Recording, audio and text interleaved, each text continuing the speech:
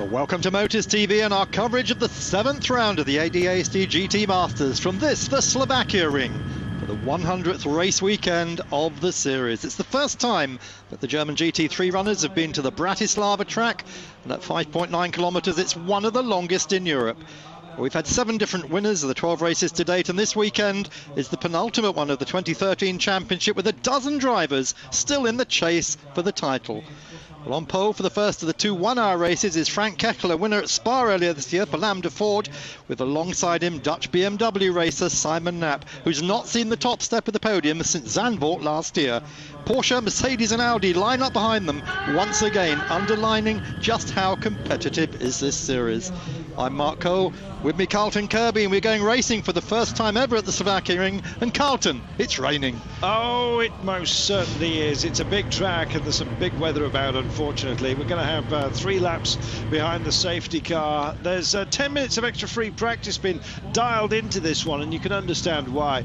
New to this Slovakiaring we are, and what a way to celebrate 100th of the 100th race, which comes, of course, on Sunday. The opening race here, well, you need to have your wits about you.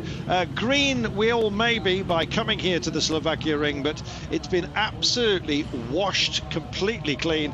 This is going to be a tough one, Mark. Yeah, any lines there, as you say, have now gone green. They have had FIA WTCC, the World Touring Car Championship, here last year, again this year, but all that rubber's gone now. It's the second longest track in Europe after Spa, which is 7 kilometers. This is 5.9. Monza's 5.8, so it really is terra incognita for the whole grid. It is, and talking of Spa, the winners there, Frank Kekler, he's on pole with Dominik Schwager. What an amazing performance it was in qualification. Same could not be said, unfortunately, for Alessi and Kravitz, the leaders of the championship. They are plumb last after Alessi, unfortunately, found the gravel. Yeah, let's just look at the points. Corvette pairing Alessi and Kravitz, you just mentioned, they've heading the points after their 4th win of the year last time out at the Lausitz-Ring. They're only 3 points ahead of German Robert Renard, who gave Porsche its first win of the season, also at Lausitz. German BMW duo Claudia Hürtgen and Dominik Baumann are third with 2 wins and 3 seconds. And Baumann is one of the very few competitors who've raced here at the Slovakiaring before. Yes, well, unfortunately, with success comes weight. And the number 8 car, the Porsche, the one at Lausitz, carrying 50 kilos. That explains why they're only 10th on the grid in qualification. Yeah, so look at the conditions. Kekler trying to get heat into those tyres and almost losing the car as they follow the safety car around on this formation lap. Now, we are told that this yellow flag is going to be staying out until conditions are good enough, and as Carlton mentioned, 3 laps is likely. The clock is running now, as you can see, Carlton, so we are officially racing, but no overtaking. No overtaking. Proper sighting stuff going on right now, and you can understand it. If you are in the lead here, trailing the safety car, of course, then you get the best view of all. But believe me, when we start, we're expecting everyone to take it nice and steadily. Whether they will do or not, I do not know. But you can see the rooster tails here, Mark, and it is a nightmare. Should we just go through the grid? Yep, here we go. The race might have started, but they're just running it now. They are. Kekler and Schwager, it is on pole with Knapp and De Boer and the BMW. It's a great mix as well.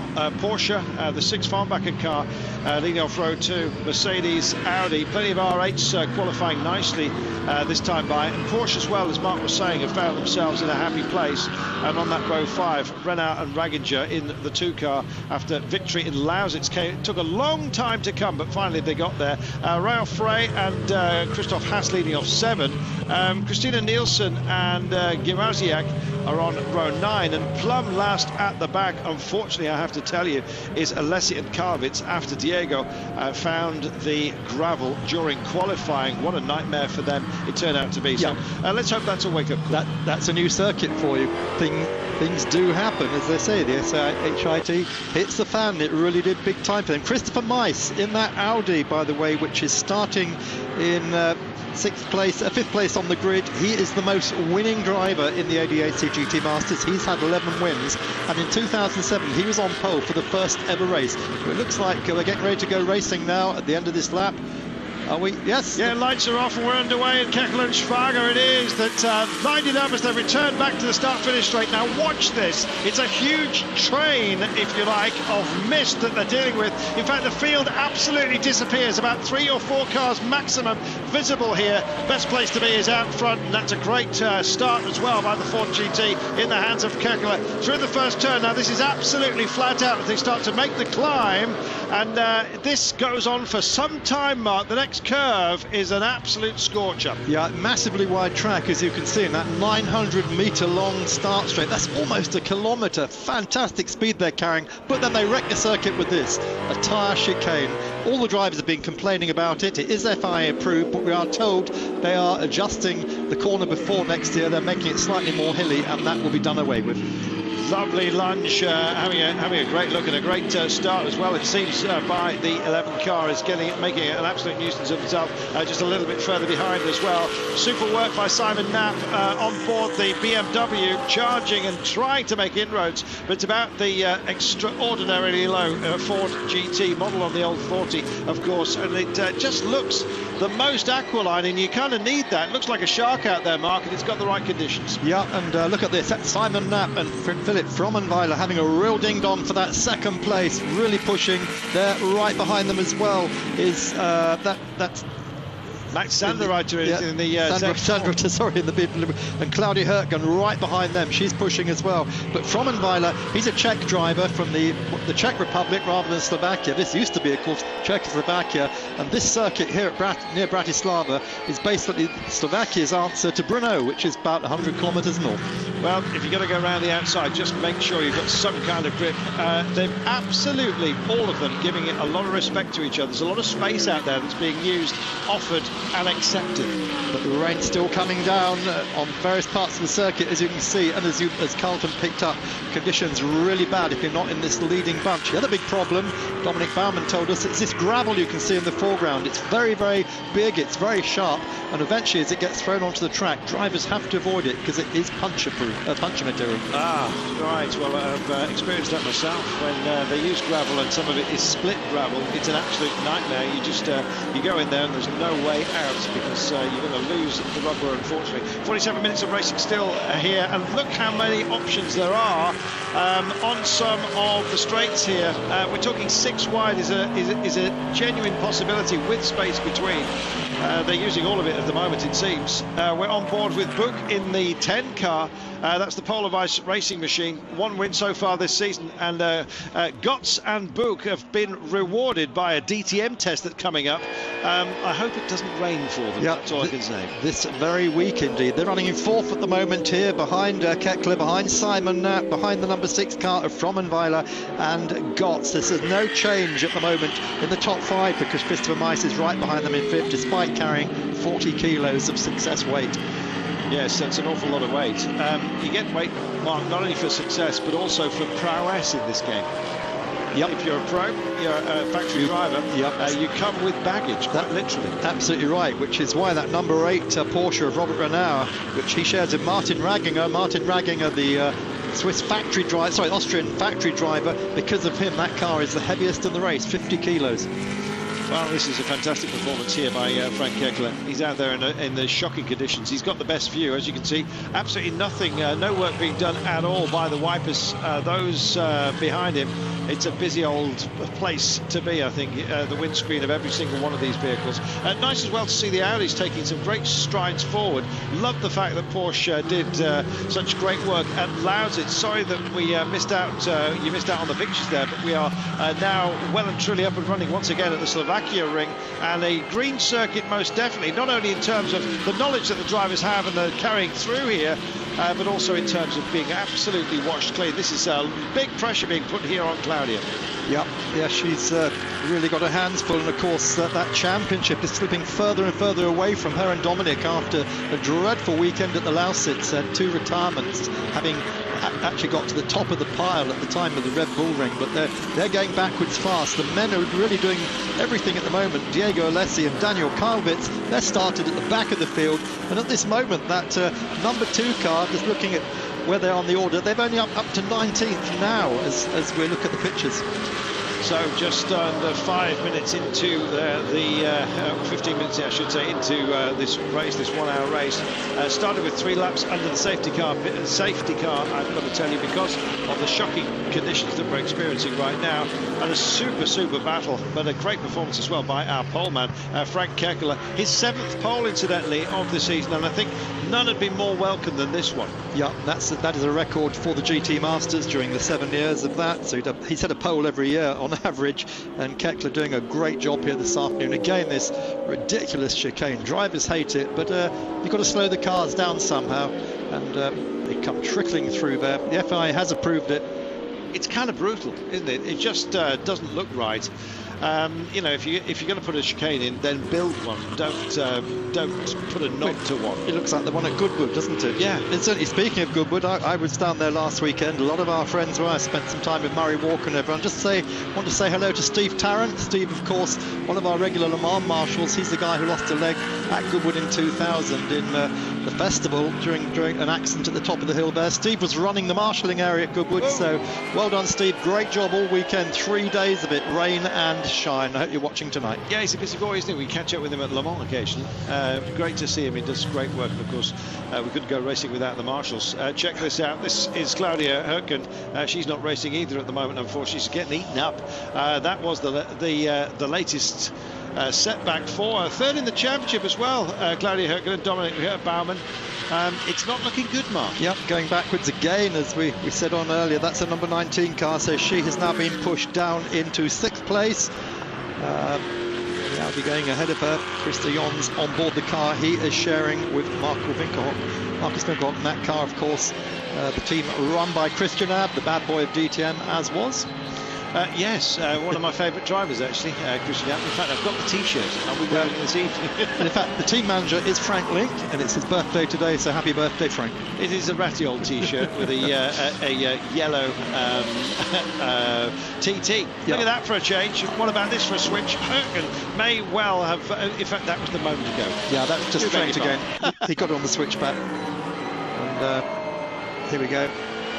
There is Claudia, really struggling to get front-end grip there, isn't she? The Audi, though, is pulling away from her now.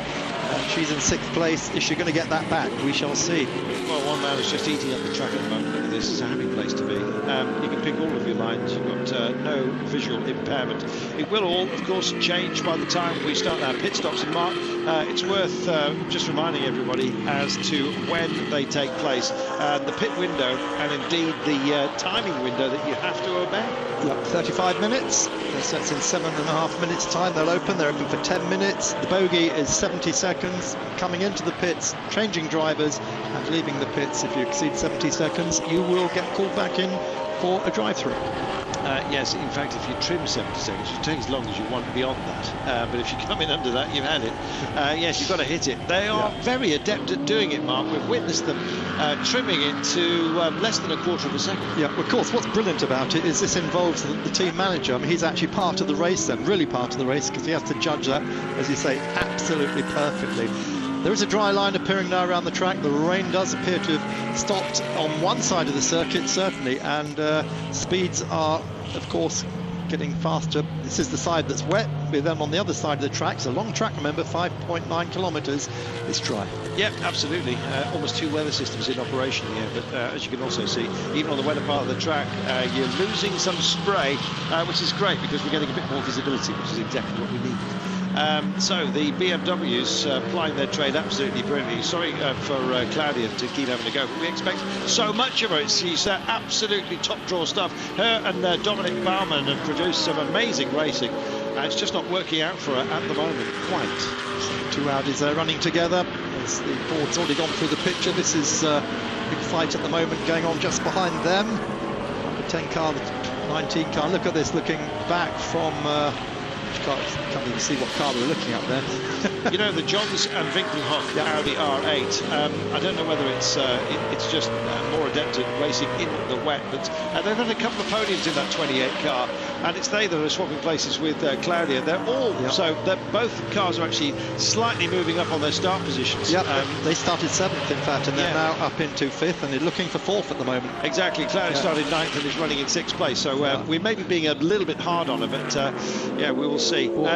Dragging in some horrible moisture and mud back onto the circuit. Now, this is going to be tricky because cars that are following are going to get mud sprayed up on their windscreens, and that is not going to help visibility at all. Absolutely not. Well, yes, at least we don't have anything worse here, because in these conditions it could get an awful lot worse. Riding on board with Claudia, first lady of German motorsport, in the black Pixum BMW Z4 or Z4 for our American colleagues, and Claudia still on the pace very much, and as it dries out I think you'll see it coming back. These BMWs are so fast in a straight line. We've seen that all season, just like the Porsches, but they got the smallest engine, of course, which around the twisty bits here really is not helping them as much as the bigger engine cars. Yeah, the pumped up wheelbase looks absolutely magnificent though, I've got to say, and it's almost like that's how the car should look for everybody. Wow, glorious. Just look at this Ford coming down the hill now, still the battle for first. Incidentally, going back to Goodwood just for a moment, there was an all GT40 race, the first in history at Goodwood for the Whitson Trophy. 28 cars started, and who won? Adrian Newey, the man from Red Bull, sharing his car with Kenny Brack. Was he in a full GT? He was. Just double checking. So was the last man and the men in the middle. But fantastic racing. Well done, Adrian. It looks like they're going to win the World Championship the way things are going with Sebastian Vettel, and he was top winner at Goodwood last weekend at the Revival. Yes, what a source of quality, Vettel. Oh dear. There he is. Takes a little bit of spin. It's not. Which Audi was that? There we are. That's the 26. That's the 26. Yes, forgive me. I was just struggling for a moment. It's Ralph Frey. He was struggling with her. She was, she was running in 13th place, and that will have cost her a couple of places. In fact, she's dropped to 17th. Nightmare, as we'll see in the captions in a moment. Well, here we are. Here's the lead battle. And you couldn't have more diverse, could you, Carlton? American V8 against European V8 BMW. Oh, she got tipped into it, wasn't her fault. There we are, and guess who? Diego. He's at it again. He wants to have others experience the gravel that he found during qualification. Yeah, that's a bit unfair, but here's the lead battle still. The top 4 cars tied together, and they've all broken away from the following pack. That number 10 car, the Maxi Gotts driven Polar Vice Mercedes at the back of the quartet. Yep, absolutely. The 10 car having a decent run, sort of solid, I think you might say. Likewise is the Kepler and Schwager machine. And this looks kind of locked in at the moment. Yeah, and look how he's struggling when we saw the on-board shots. Absolutely filthy, the screen, and that's not going to clean now because it stopped raining, and that mud is just getting wiped across the screen. It probably looks worse for us on the camera than it does for him, but still doesn't help. Well, no, I've seen worse things in. Was it Monte Carlo when somebody chucked some butter, a tub of butter? You know about that? One of the fans threw some of Normandy's finest. Oh, I thought we were going to be on the Tour de France for a moment there. Here's the 100 car, Ajay Patel, the Indian Scirocco Volkswagen Cup runner-up 2 years ago in the MS Racing Audi. He's put that in the muck. And it looks like there he is, I'm afraid, into the right in the gravel. That is nasty gravel, as you can see. Don't get out of that. Absolutely. Where was it, Mark, that they actually put the gravel in and it was causing so much damage because of the shards within it? They had to spend millions actually changing it. That was Le Mans, Of course, so many punches. 5-6 years ago, had to change the whole lot, as you say, and get more rounded gravel. This is the lead battle, Carlton. It's woken up again, and the pit stop window opens in just a couple of minutes. Well, there you are, squeaky bum time. It's exactly what we want. Knapp, and he's going to swap over to Jeroen de Boer. Started off on the front row, the 8 car. The 12 car, I beg your pardon. We'll see how things pan out when the pit stops begin. Who's going to lunge first, Mark? I don't know, but Simon is really on the pace. Hasn't had a win this year. He's had a second at Oschersleben, 2/3 at Spa, and a second again at the Red Bull Ring, but they just cannot get that win. Is this going to be the day? Oh, nice little introduction. Thank you very much. They've been so close together out there. You know, the Ford GT is starting to just look a tad tardy at the moment. They're kind of finding them. As this dries out, others are starting to find the pace. Yeah, and I think that BMW, the car's coming to him now because it's beautifully balanced, that mid-engine car. Here's Kettler leading, and look at that, right on his tail, this BMW. It's going where he points it. That's the whole question thing. Kettler can't. Every time he puts the nose somewhere, he gets understeer and goes offline, but the BMW's spot on. Absolutely, rock solid, and we'll see whether he can make it pay. You've seen the... Oi! Right. Not great. Oh dear, that's Philip Frommenweiler putting that Farnbacher Porsche into the gravel.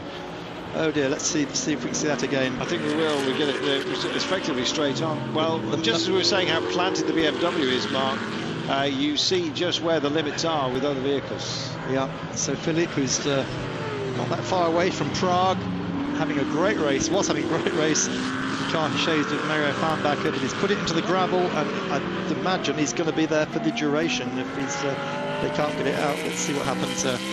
Well, that's a real shame. The Porsche just getting a little bit out of shape. They've had 3 podiums with that vehicle this year. Yeah, pits are open. Oh, here we go. We were graphic there with Aditya Patel, who's also already out. Pit window has opened. Who's going to be first to make the lunge? I suspect it might well be some of the back markers, because these guys aren't going to want to see this just yet. Yeah, now that Ford is getting really tail happy. Right, hey, you haven't seen these pictures before. This is the helicam we've now got for the series. First saw it at the Lausitz ring, and had trouble getting it up this afternoon because of the weather. But look at this, he's going around the outside. It's a long, long way. Is the track going to come to him? Absolutely not. Will he get him on the switch? No, the Ford holds on, sends him out into the damper part of the circuit. He tries it on the other side. Oh, this is great racing. He's got so much more grip, that BMW. He seems to have got the traction as well. Look at this, 900 metres, this start-finish straight.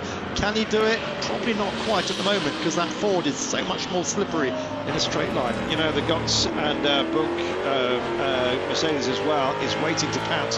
How much closer do you have to be without actually touching? I think the beepers are going off all the time on their parking sensors, aren't they? He's got him! Oh, yeah, he's on the inside.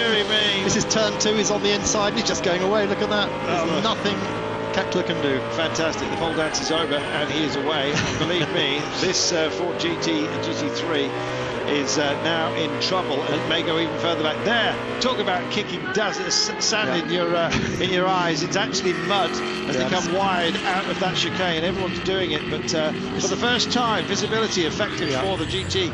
And look how the Dutch BMW is now going away from the Ford so fast. As you say, the Charles Atlas of the GT series here, kicking sand in his face. Yeah. And absolutely. We've got a little bit more moisture has fallen. We are wet yet again in that part of the circuit as the clouds just continue to burst here. Just over half an hour remaining, and the pits have already started to sequence through. There's a couple of early lunges. Christina Nielsen, I think, one of the first in the Farnbacher Racing to actually take it in. We will see. Well, I'm reading just a call sheet, but it's about the leaders at the moment and when they will take theirs. Yeah, so time running out, Mark. It is indeed, yeah. They've got until 25 minutes on that clock at the top of your screen to come in. The state the cars are in now. There's the 19 car. Thing is, Mark, it's such a long circuit. If you can actually make a wrong call by ignoring an ideal time to come in, and then it's a full almost 6 kilometres of full-on racing before you get a second chance. Yeah, and as we mentioned, it's the team manager's call, this, not the driver's call, because he knows when they're going to be ready for the change. He knows exactly where everybody is on the track. And it's over 2 minutes, don't forget, in these sort of conditions, so you better time it very well indeed. This is a beautiful move. Yeah, look at that. Round the outside, just keeps going. Then he gets the switch back onto the main straight. This is where he gets the toe. Here they are on the start-finish straight. They've got a 900-metre run, and he gets the toe, pulls out, and makes it look so easy. Gosh, it's almost like a powerboat. Look at that, straight into the wet. And such was the toe that he got there, Mark. The slingshot sent him through. No danger of aquaplaning evening. Absolutely rock solid. For the first time, Knapp has got the clear track ahead of him. He hasn't got this spray in his face. Here's Kettler still in second place. Now in second place. And look at the mud being thrown up, as we say. Carlton, we're going to take a quick break. Be back after these messages.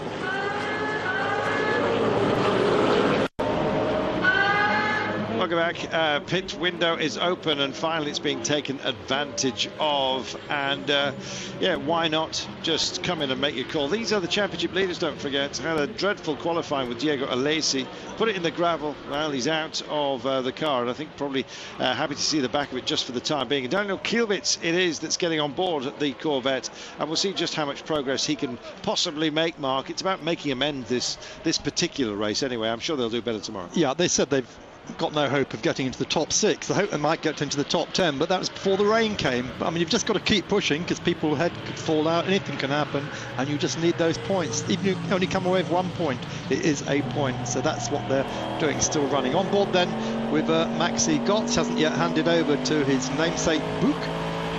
As Carlton said, these two facing a DTM test for Mercedes this week. Mercedes have been so impressed with these guys, and of course they won Spa 24 Hours as well as 2 times winners in this series.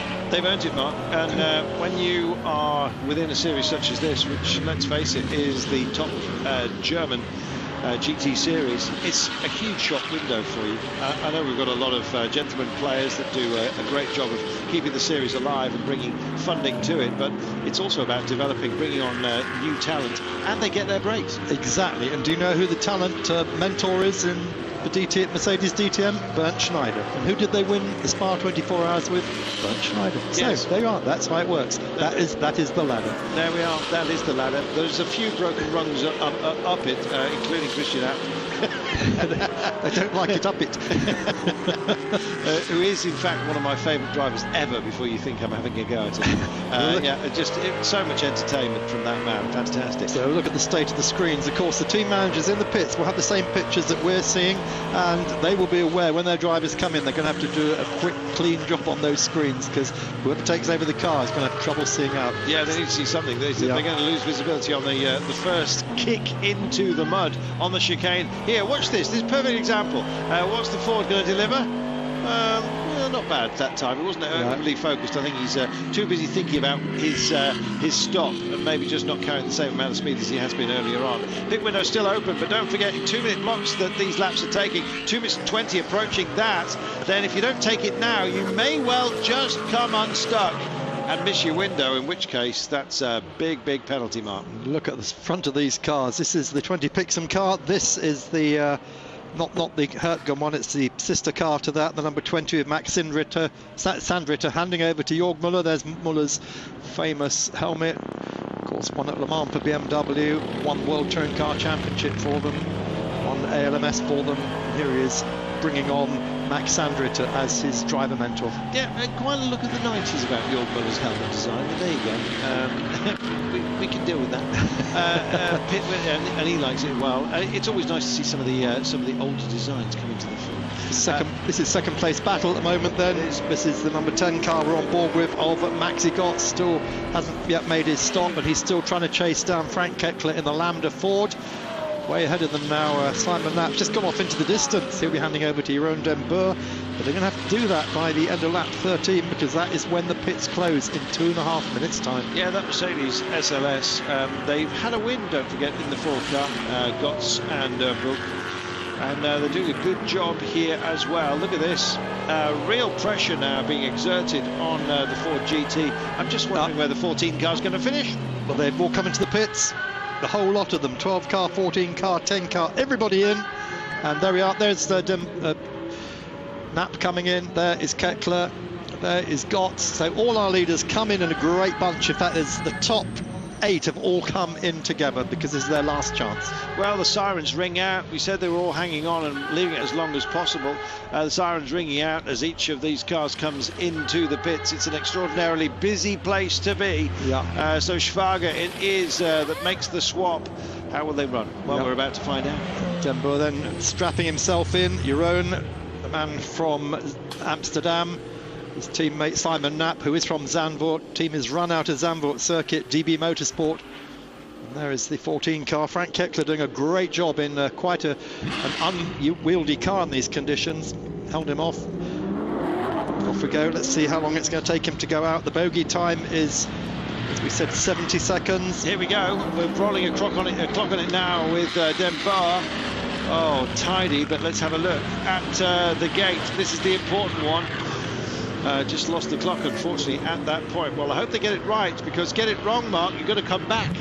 Yeah, 110.7 we are being told on that one, so that's just perfect. And same with Kekler, Kekler slightly so, 112.03. They're all coming out now, a 111.9 for Gotts. And Claudia Hertgen a 112, so they were fastest in and out in that Dutch BMW. Great performance by DB Motorsport there, and that will have put them back out still in the lead. This is still the second place battle going on. It is almost locked together, you might say, and it's now Maximilian Buch that's in the vehicle right now, but there's a BMW that's further up the road. 4 podiums for DB Motorsport. I think they may well go even better than that. They're only 8th in the championship, but we'll be thinking about doing something very, very special here. Started off on the front row, so qualified well in these conditions. Let's see how they go. Yeah, but now you mentioned earlier on, Carlton, about the 28 car. That is the Prosperia Audi of Christer Jons, Marcus Winkelhock. Winkelhock's just taken it over, and that car is actually in 4th place at the moment. So having started 7th, they pulled themselves up to 4th, and there we are. There is the 14 car. What's that doing in the pits again? It's back in. Goodness me. Well, that's a replay. Sorry, it's a replay. That's just while they were waiting.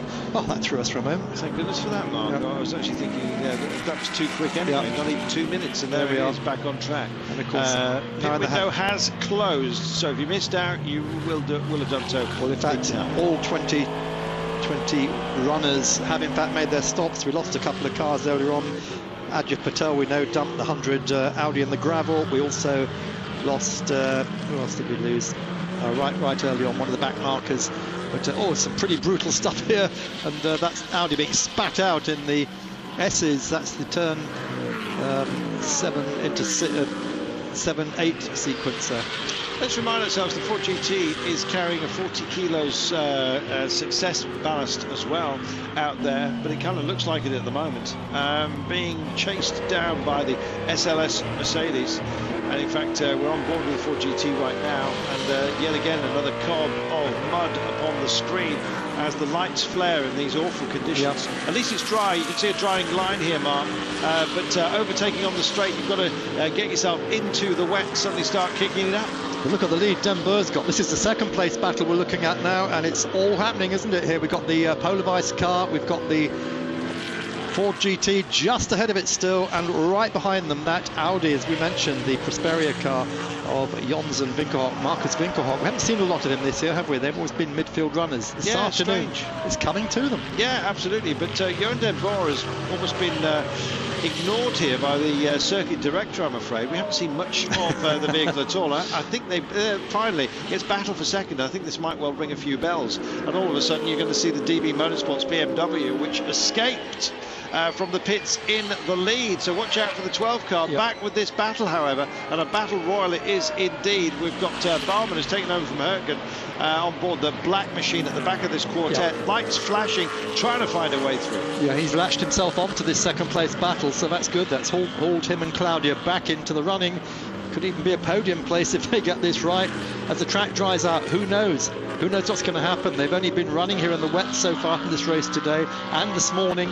Dreadfully wet. They had to have an extra warm-up, as you mentioned earlier on, 3-lap warm-up just to get people used to these conditions. But Dominic Schwager doing a really, really good job holding off the rest of them, but he's never going to catch Den Boer. No, he isn't. Once Simon Knapp got by Kekler at before the actual stops, no way back, and you could see it really was a bit of a cork in the bottle. But however, holding station beautifully, and there's not much space to go round, but huge lunge from Baumann.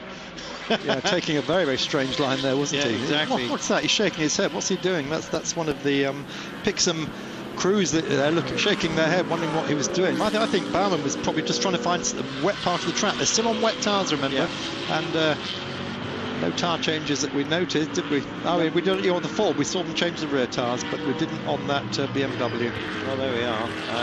Maybe it will come to them. Let's have a look. 21 minutes and 33 seconds only remaining. Out front of, in second place here, I should say, is, we're almost forgetting about Johan Den Boer. I would like to see how he's going through, whether he's actually dealing with any other vehicles, intermediate vehicles, but we're locked on this battle for second place, and you can understand why. Look at this. Such a long pit straight. As you can see, the pits and paddock are on the outside of the circuit, quite unusual for race circuits nowadays. In fact, the press office here, Carlton, is not actually on the track at all. It's about 50 metres away in the Sport Hotel, which is on the main road. There's a bar there.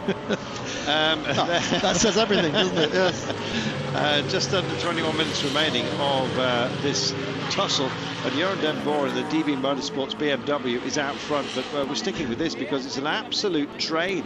Yeah, this is great, isn't it? What a good fight going on for second place. And it's getting drier and drier. Incidentally, here's some useless information. This is the only track apart from Spa that crosses a stream.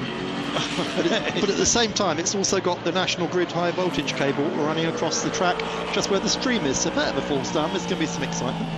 It'll certainly go with a bang that particular weekend. Just looking at that BMW in the hands at the moment of Dominic Baumann. He's doing a fantastic job. However, he's taking some pretty unusual lines, just trying to keep the tyres at the right temperature. What he was doing there. But look at Marcus, he's really onto it. Oh, a little tap there in the back of the Maxi Book. Just gave him a little tap. Is he going to get the pass? He is. He's on the inside. This is going to be the pass for third. Oh, nice job. No, and couldn't quite do it. Had to back out of it. A little squirrel going on there as well. Ooh. But I'm just having a look as well. Nice, beautiful defending work. A little bit further back. No, he's got to miss time, Carlton. There he goes. Oh, big push. I don't know, though. No. Go through the S's. Fantastic. Great race. Can't quite do it. That's turns 4, 5, 6, 7. They're going for that sequence. Well, surely he's going to get him because he's just got so much more grip on the front end of that Audi. Well, we'll see, and we'll see whether Dominic Baumann manages to pick up something from this as well, because he's stalking in the black car, as you can see, just waiting for these two to get into each other. And I think we've had a little bit of contact already, Mark. Yep, yeah, we did. Just a little tap from Marcus there, just a little love tap. Said, here I am. Here they again come onto the long straight. Can the Audi get the toe underneath the back of the Mercedes gull wing, or is he just too far back? A little bit too far back. I think I need to introduce himself a little bit earlier. Unfortunately, if he's going to make that one stick, didn't quite happen. That was close though. Yeah, that's what happened earlier. Marcus just got a bit wide off the dry line onto the wet. Lost out.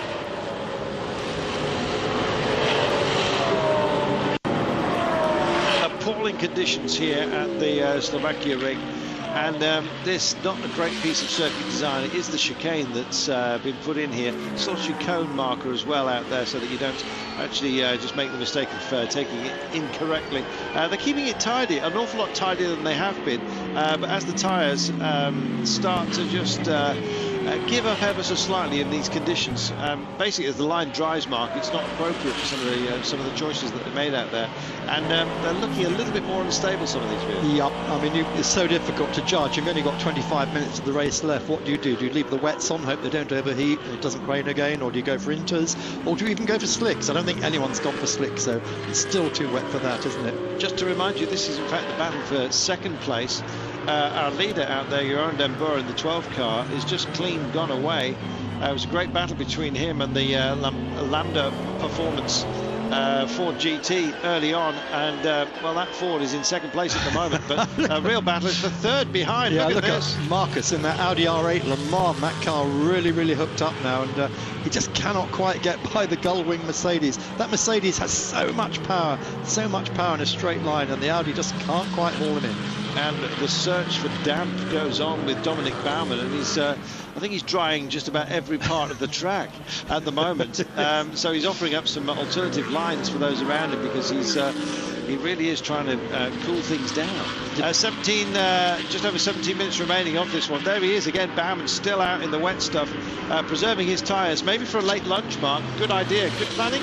Yep, that's a very good idea. But Den Boer, meanwhile, is now 5 seconds almost down the track. So that is just going away from everyone else in that BMW, looking like they're going to get their first win in what, some nearly 14 months. It was Zandvoort last year. Gosh, that's a long time. Yes, and this is an extraordinarily long straight as well, and terrific that you can see it now with this helicam. as we offer it to you right now. Beautiful. It's going to be with us for the remainder of the season as well, Mark. Yeah. Albeit that we are coming to the end of the season. Hockenheim beckons. Very, very fast track this. This is turn 2 they're going through, which Baumann told us just goes on forever and ever. Plenty of runoff there. It's fairly flat around here. We're about 30 kilometers from Bratislava, which is the city with that fantastic castle, not that far from Vienna. If you're going to Bratislava, you normally fly into Vienna and then you just take a taxi across, hire a car or taxi across the border. These guys don't need to do that. They've driven themselves here, most of them. And a couple of them, by the way, Farnbacher, team manager Dominic Farnbacher, he'll be leaving very quickly after this race. He's racing at Austin in Texas in the American Le Mans Series race on Saturday night, which is followed on Sunday by the World Endurance Championship race. And Martin Ragginger is going the other way. He's in Singapore this weekend, trying to win the Porsche Carrera Cup Asia. He's second in it at the moment. There's only 2 races to go. Just can't help himself. The only climbing point, incidentally, of this circuit is after turn 1. You climb up to 2. You're kind of top of the mountain, but it's absolutely flat out, as you saw from the helicopter, all the way down to 3. So it's almost safe for the kink, as you can see, which they really take at speed in this part. That's turn 8, incidentally, as they're coming all the way back down. It's an extraordinarily fast circuit, Mark, even in the wet. Yep. Yeah, the drivers all love it, apart from that chicane. They've all said what a great circuit it is. It's got really fast, long corners. It's got some very tight, slow corners, like these ones here, 9, 10, and then that back stretch behind the start-finish line. That's what they're on now. That will then take them down through turn 11, straight on to 12, 13, and then back over the start-finish line. You know, patience of Job for Dominic Baumann. We saw from the helicopter shot that he's leaving it so late on the brakes, but he has got brakes, he's got stability as well, and you never know. I think this is our leader, actually. Yeah, look, 900 metres, and they've only just come onto the straight. He's got almost a kilometre lead now. That is incredible, and if you do a count back, you'll see he's got an amazing margin. Meanwhile, these guys seem to be locked together. Now, look at the black car. Watch that black car, because like the stealth livery that it has, it may well deliver something late on, because he is saving it here. Yeah, his tyres will be a lot less hot and a lot less scrubby than the other cars. He's done a good job, Baumann. Can he do anything with it in the closing laps? What's the weather going to be like? We're going to get more rain, or will the track just continue to dry out, as it seems to be at the moment? Well, it's just under 14 minutes remaining of this, and he's on something of a mission, I think, although it is a mission of patience, and we'll see whether it comes to him at the end. Fantastic effort by him just to stay in control, albeit, unfortunately for him, in second, third, fourth, in 5th place. There we are. Look at that. Marcus using all the track and almost a bit more as well, and you've got to keep off that gravel. It is so sharp and punchy. Maxi Book we're riding with, still trying to get that second place off the Ford. Can't do it. No, he can't. Dominic Schwager is doing a superb job, actually. I know he didn't get the he didn't exit the pits where he would have liked to have done, but he's doing a fantastic job, albeit that the battle for 3rd place seems to be the hottest one at the moment. Look at this. Oh, he's got him. Oh, he has. Marcus finally gets through, but is there a switch on the next corner? No, he's got him. Oh, lovely move there. Just chopped him off, didn't he? Shut the door. He can't come back. He just cannot quite do it. The Audi's too wide. Oh, he's trying though. Yeah, look at this. But this is followed immediately by a right-hander, and is he going to come back on that? Yes, Marcus has got it. Fantastic. Wow. There we are. Well, that is 3rd place. Now Marcus will set off after that Ford.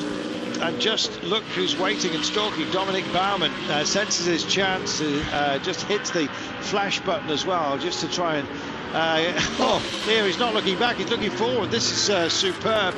Book wants that position back, livid with himself. Goodness me, Mark, he had to wrestle for that. I think Marcus earned that. He'd just been trying so patiently, lap after lap after lap. No risky moves, all good clean driving. Here we are onto that main straight again, 900 metres of it. Can the Audi get a toe off the Ford and close up on him? BMW has a look huge as well. Sends up a rooster tail in the meantime. Can't quite get alongside, but has got pace, Mark, all by himself out there. And he's probably got the tyres. He's got the grip, because he's looking after those tyres beautifully. Here we are riding with Dominic and Claudia.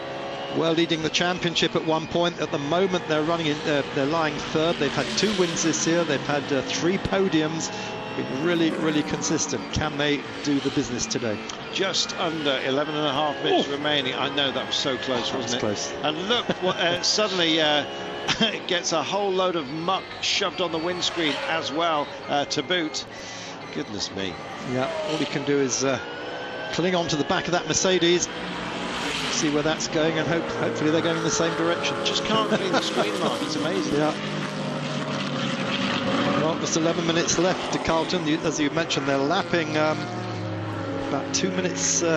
Best time we've had in the race so far has been 2 minutes 16. I mean, that's how bad. Oh, here's the Camaro, our favourite car. Yeah, surely. The rumble out there, absolutely beautiful. It is Albert von Turnen Texas has handed over, incidentally, and it's I think Stefan that's on board at the moment. Yep, Stefan Resina. Yeah, that's absolutely right. Of course, Albert was champion driving for Mercedes for Lamborghini. His family, Paulana Beer. Some of you probably know that.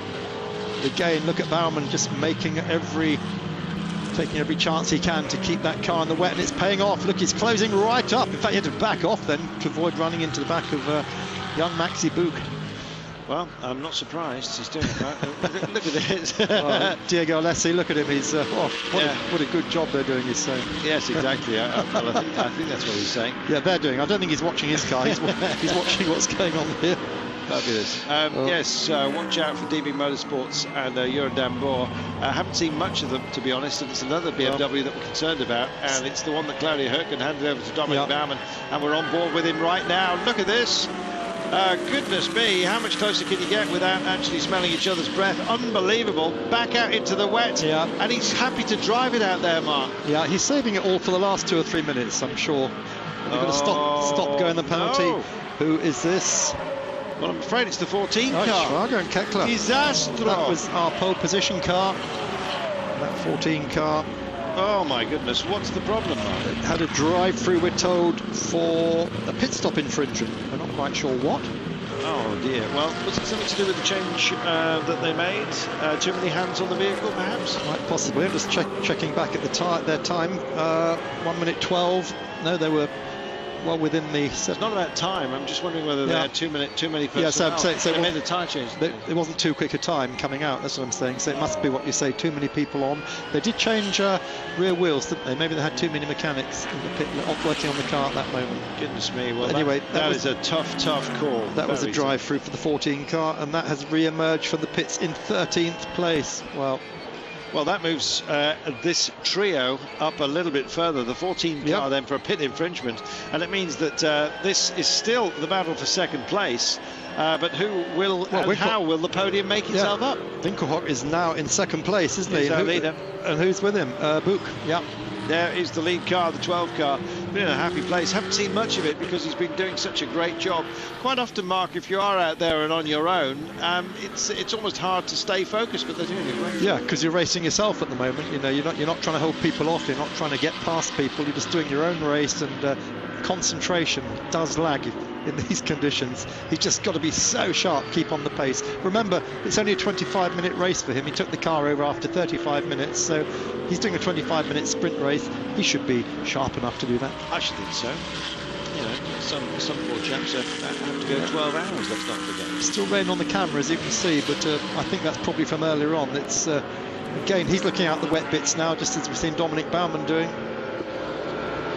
Yeah, just seeking it, trying to bring the car in as quietly as he possibly can, but still maintaining that full but they are a little bit closer. He did get 12 seconds ahead. Now it's dropped back to about 10, I think. And here we are. There's the second place car, Markus Winkelhock. Third place car, Maxi Book. And in fourth place, Dominic Baumann, still nursing those tyres, just waiting for the final couple of laps, I think. Then he's going to let rip, because he doesn't have to worry them, does he? Well, I'm worrying on his behalf. I think. Yes, fantastic performance though. We'll see. We'll see whether the black stealth machine can actually get back to where they believe it should be, top of the standings, Mark. But right now they started this one in third place in the championship. Will they be there at the end? What a disappointment for Porsche this race is. They won last time out in Lausitzring. The best car at the moment is the Farnbacher Frommenweiler Farnbacher Racing model, and that car has been off twice apparently. They've both been off, and that has dropped down at the moment to 9th place. So we've got BMW, Audi, Mercedes, BMW, Audi, and then Porsche of Martin Ragginger just coming up the field again. Battle for third. It is, and it's the Polarized Racing Mercedes SLS with Max Buch on board, being chased down by Baumann. Dominic Baumann, who took the car over from Claudia Hürtgen. They had indeed led this championship, but well, they're battling at the moment, and because of the lackluster performance in qualifying with the Alesi and Karwitz machine, it may well be that they take a decent step forward in the championship. Renard and Ragginger battling with 50 kilos, don't forget. This is a great opportunity for Baumann and Hürtgen. We'll take ourselves a break, and we'll be back for the run for home in just a moment.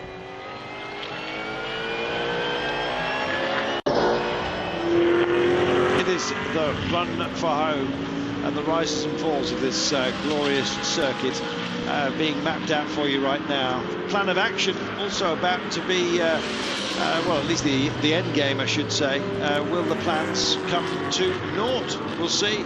It's the Vixen Team Schubert car in the hands of Dominic Baumann, the black machine here, chasing down the white-nosed Mercedes in the hands of Max Buch, who did such great work early on, but unfortunately right now looks the slower of these two vehicles. It's the two big main players, I think, within all GT motorsport that are actually going to have a look and potentially take pieces out of each other later on. It's where the cameras are dwelling, Mark, and we're expecting action. Yep, the rain just returning very slightly. There's only 4 and a bit minutes to go, and look at this. Dominic Baumann really pushing now. He's just so desperate to get by that Mercedes. He has been tailing throughout the race, and well, certainly since the pit stops. And he's right there, isn't he? There's no problem, and I think Maxi Buch must be thinking, when's he going to try? What's he going to try? Yeah, two of the giants here. Surprisingly, incidentally, as well, just how much of a mix of vehicles we've had on in qualifying for this race. The second qualifying, incidentally, completely almost dominated by Audi. So we'll see how that one pans out and whether the weather conditions will be any different. Nice as well to pick up on some of the vehicles further down the order.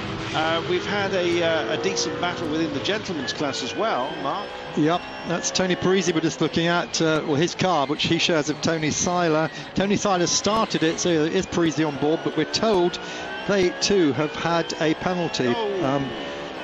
So that's obviously Parisi just the gentlemen's, I think, as they came into this, the Seiler Parisi vehicle. Yep. Meanwhile, back with Baumann, and you know what, Mark, this looks like it may well be set. The gaps between them, I was just about to say, have maintained just about the same level, but all of a sudden Baumann closes in big time. It's about tyres and degradation and just how well you've looked after them. We've seen him seeking out water. Has it paid off? Yeah, well, this must be the penultimate lap, because they're lapping at the moment about 2 minutes 17, 2 minutes 18, so they're not going to get 2 more laps in after this one. Just 1 more lap is my guess. Here we are, the fight for third. Maxi Buch fighting off Dominic Baumann. And still it rages on. Meanwhile, out front, the 12 car, it's almost been the most anonymous run that I've ever seen, to be honest. The BMW Z4 in the hands of Joran Demport is so far ahead that when we actually look for the battle here, the car's already passed by, even on this huge 900 metres start-finish straight that we're dealing with right now. The 28 car, incidentally, the Abt Racing Porsche, Marcus Winkelhock, is having a happy time as well. That's going to help them in their championship challenge. They'll surely move up from 10th place, because some big names, some big challengers have had a bad time here in this opening race. Stemmed from qualifying, frankly. Baumann then on board with him, and that chicane again. They're testing paint here. Yep. No one has actually hit it yet. I'm absolutely amazed. It does say about the standard of driving, doesn't it? But behind these two who are fighting for 4th place, the 27 car, Christopher Meiss, Rennie Ras, that's the Abt Audi, that's running in 5th, and right behind them, we haven't seen it, but Robert Renard, Martin Ragginger, on board now in the Herbert Motors Porsche, and just doing the calculations, if they finish in 6th place, because the Alesi Karwitz Corvettes had such a bad race, Renard could emerge as championship leader here this afternoon. Just approaching the last minute as we speak. And just look at this now. He knows he's running out. He's going to have to reach out and grasp the nettle mark. They're out of time almost, and is this the moment? He's trying everything he can to just take the mind, affect the thought patterns of Max Buch, who's just, you know, holding station at the moment. But will he manage to the end? Well, look at this. Again, he takes that tight inside line on the wet. They've still got another lap to go after this, but just coming through now through the final couple of turns.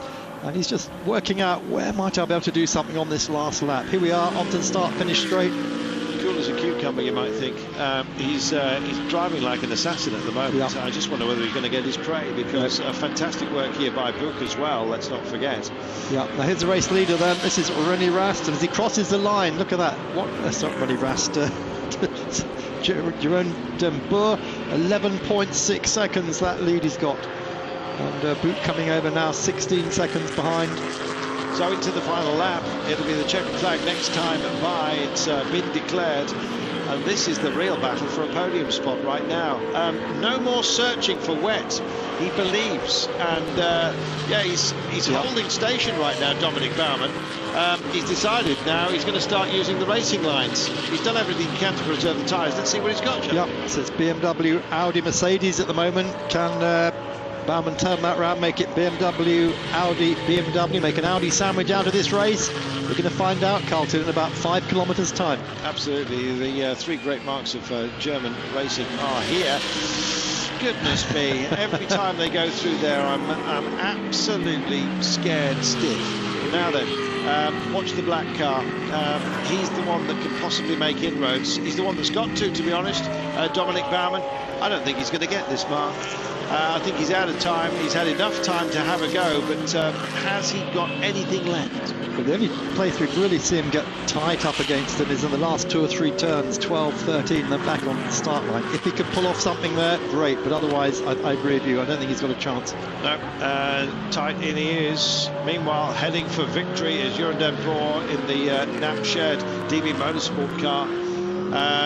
And the Prosper Racing Audi R8 is going to take second place.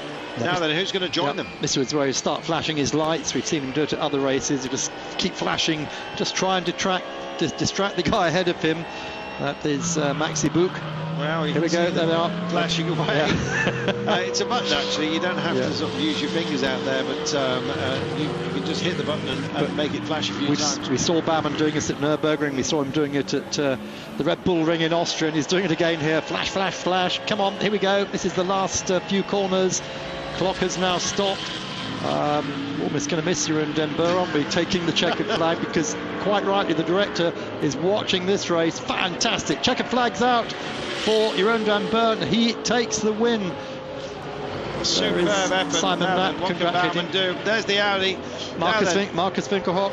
Yeah, just coming through. 9 seconds. Oh, and here we go. Start finish right now. Surely not. He's going to make it all the way. He did it. Incredible. What's the gap? But when he came out at that final turn, he was on the outside. He must have gone round him on the outside.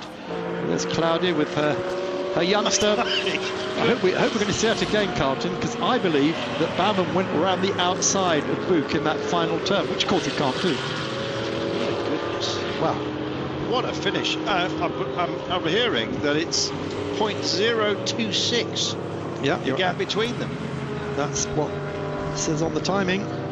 Wow, what a finish to the race. What a finish. Yeah, that is super special. Here it is, look. Yeah, it's how close is this? He did, he went around the outside of the final turn, and he got the slingshot as they came onto the start of that 900-metre straight, and just took it. Absolutely. Oh, now that's what happened. Buch just lost front end grip, didn't he? And just enough to let Baumann go right round the long way and take that third place from him. That is a hellish corner as well. It's like a lollipop that they have to deal with. And excellent. One error. All the pressure paid off, all the saving of the tyres as well. Oh, goodness me. In my heart, I feel sorry for Max Buch. I really do. So, as we surmised, it looks like, yes, Robert Renault leads the Drivers' Championship after him Martin Raggio went to 6. He's been consistent all season. They won in Lausitzring, but because of the problems for Alessi and Kalvitz, they have moved up into, well, Renault has moved up to the top of the championship. Can he stay there for the last 3 races? Confirmation of how race 1 finished then. Nap Den Boer, super job, 12th car delivered. Never looked like anything else. Jons Winkelhock finishing in 2nd place. Great result for them, and Audi with the R8. Hürtgen and Baumann, talk about leaving it late. Look at the times. Look at the times. It was indeed 0.026 difference between the 19 and the 10 car Mercedes SLS that does not make the podium. Well, what a great job by the 2 Flying Dutchmen. Jeroen Den Boer there getting congratulations from his DB Motorsport squad. And where's Simon? He can't be far away.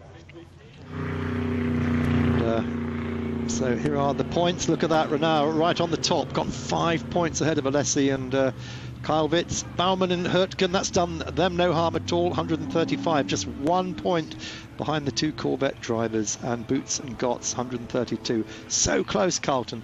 There's still 75 points if you get 3 wins, so as you can see, no problem. Any of these top 12 drivers, maybe 14 drivers, still in for a chance of the championship. It's an amazing balance that they've achieved in this GT Masters. So, race 2, Sunday, who's on pole? Marcus Winkelhock.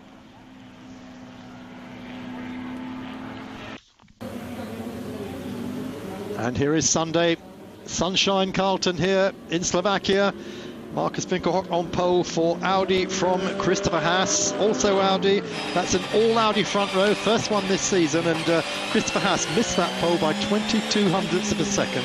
He'd have loved it. This is the 100th race. He had the pole for the first race, and he really wanted the pole for the 100th. Didn't quite get it. He really did, but unfortunately not.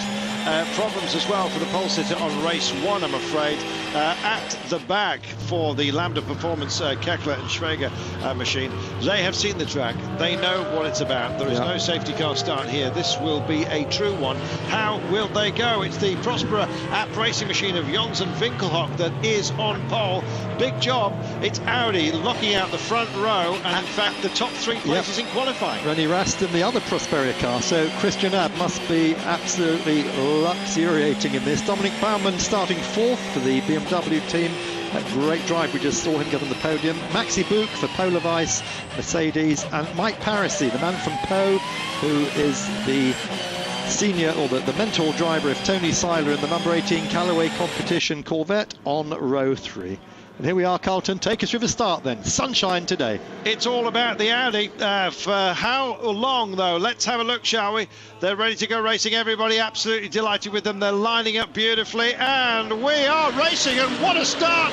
Oh, my goodness. Slingshot or what? And look at the Corvette as well. It's Mercedes and BMW and the Corvette just doing some proper mugging here. That was an amazing move by the 2 car. I don't know where it came from, but it was on row 5. I don't know whether he actually jumped the start. Daniel Kalvitz started 10th, as you say, and he's pulled Maxi Gotts through with him, who started in 6th place. So those 2 cars jumping the whole field into the first turn. But beautiful Slovakian sunshine here this afternoon, and we are racing. Well, it was all about Audi, but not for very long, I'm afraid, because the Mercedes-Benz as well, the Polar Vice racing machine, Max Buch, so disappointed in race 1. He's found himself in 2nd place. But Kalvitz, what a start, what a start. And the Camaro can't even be bothered with the chicane. No, just he thought there's no room. I'm going to do a Monza. It's like the first turn at Monza, isn't it? But look at Daniel Kalvitz. What a flyer. As you said, we're just going to watch, see what the race direction says. Did he jump the start, or was he just took the others napping? They seemed a bit slow at the front. Oh, I have no idea, but what a jump that was, and how brutal for those around them, including they've picked some Team Schubert car, the BMW, that likewise just got caught behind the Prospero app racing machine. Well, just as you were saying how delighted Christian App will be, right now he's probably chewing light bulbs, I think. Just over 58 minutes to go, and talk about trying to make up ground possibly a little bit too quickly, and it's Mario Farnbacher that finds himself in the litter, I'm afraid. Yeah, that's very, very sad to see that. That car did so well yesterday in the wet until it got put in the gravel. They just seem to be a permanent fixture there, gravel don't they? Magnet. Yeah, dear, exactly. Also, Eberhardt in the other Farnbacher car, we're told, is off the track. So what a disaster. There's 3 Farnbacher Porsches, 2 of them off on the first lap. We got yellows, Why have we got yellows there? Well, we'll find out. I think it may well be the Beach Porsche. It is. Yep, there we are. That's the 7 car. That is Eberhardt. That is the other car. So, as we said, not a good auspicious start. He just spun out, ran out of talent. Oh dear. So there we are, just under 58 minutes to go, and Porsche really paying a big price. And it's a full course yellow. They're all keeping some heat in the tyres right now. So we've got a safety car because there's 2 stranded Porsches leading the race. Daniel Kalvitz, as you can see, from Maxi Boot. Great starts by both those 2. And then the 18 car. We go racing again. Good work it was. Didn't hold us up for long. And it is the Corvette of Lacey and Kalvitz now carrying a bit of weight, but it doesn't seem to affect them too much, does it? Well, check this out, why don't you? Well, nice move as well by Buch in the Mercedes, holding on to that second place, but some real challenges coming here in the dry by Corvette. Yeah, that's Mike Parisi, the man from Pau, the Frenchman, driving that yellow Corvette, and he's seen what his sister car, the other colourway Corvette's done. I want a piece of that action too, please, he says.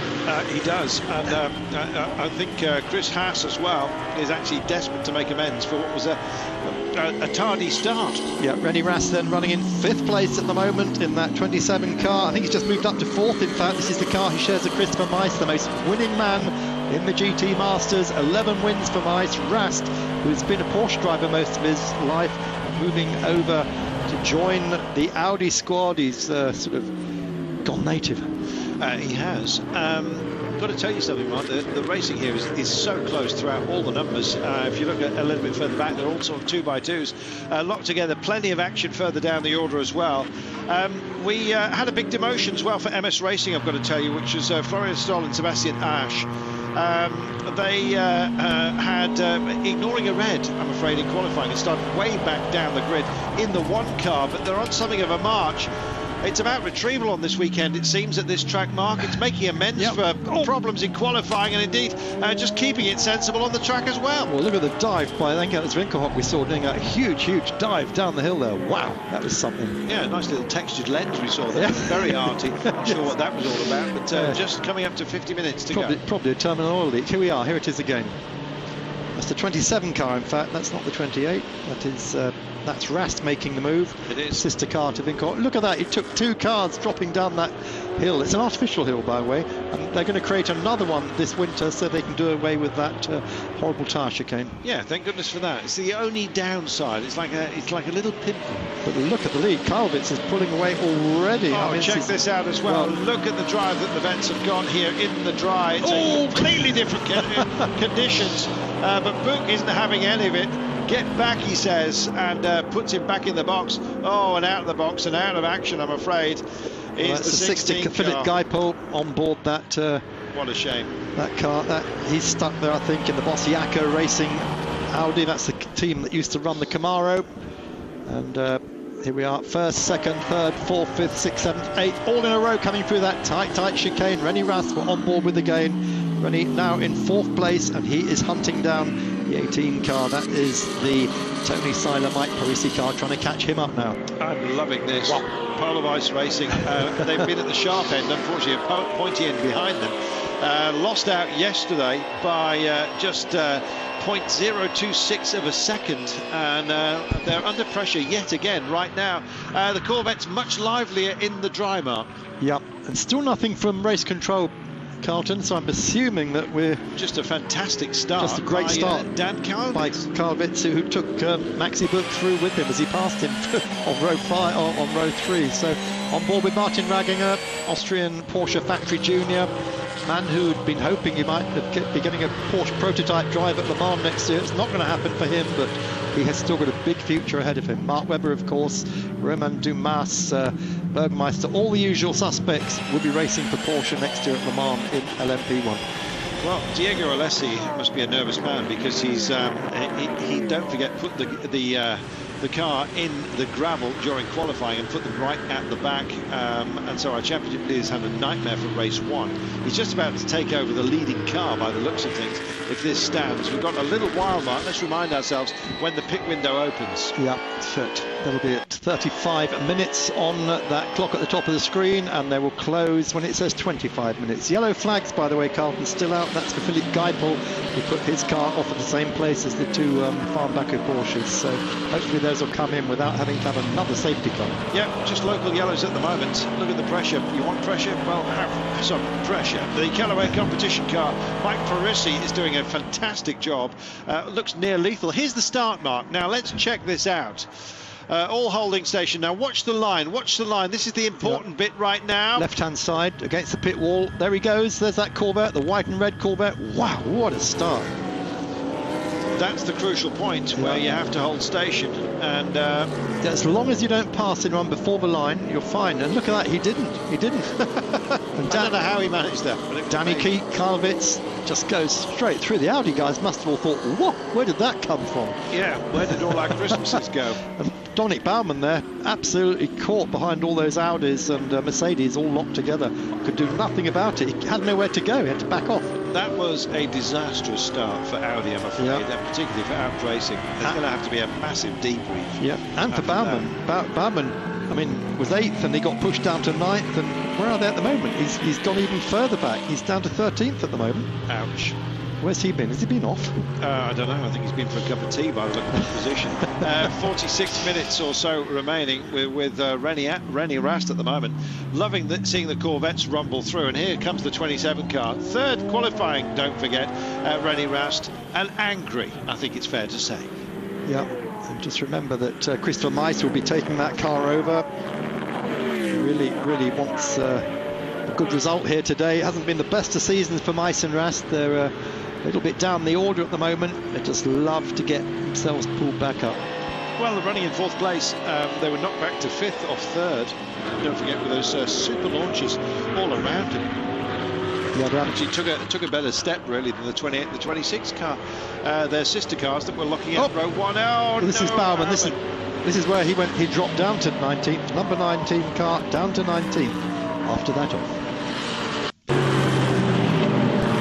Slovakiaring, and 45 minutes still to go. We've had 15 down, and great racing going on here this afternoon. We've got a real upset with Daniel Karlovitz in the Callaway competition Corvette, taking a flyer at the start, taking Maxi Butz through with him, and those two now pulling away from the field. So we've got a spin here. That's the Ford, the 14 car. Yeah. Oh, it's all going downhill for Dominic Schwager, isn't it, after a great performance yesterday? Well, great performance yesterday until messing up a pit stop. Got called back in off the lead.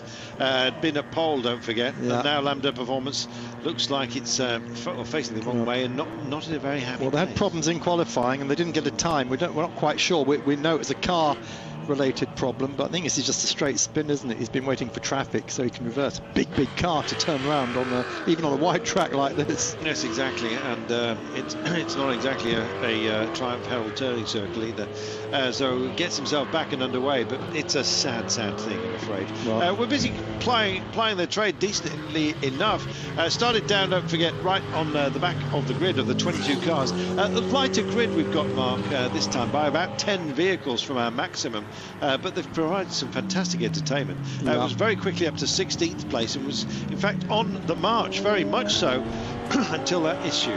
Yeah, and of course the great thing again, it's a mix of all different types of car. Corvette, Audi, Mercedes, BMW and Porsche are top 5 at the moment. I mean, can't get any better than that. Everyone different. Rennie Rast we're riding on board with used to be Porsche, he's now Audi, and he so much wants that win today.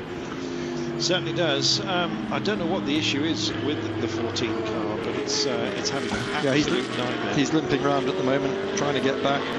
I think that he may be heading for the garages, and the pit window is far from open at the moment. And as far as I can gather, from the demeanour anyway of those waiting to accept him, this does not look good, Mark. It doesn't look good at all.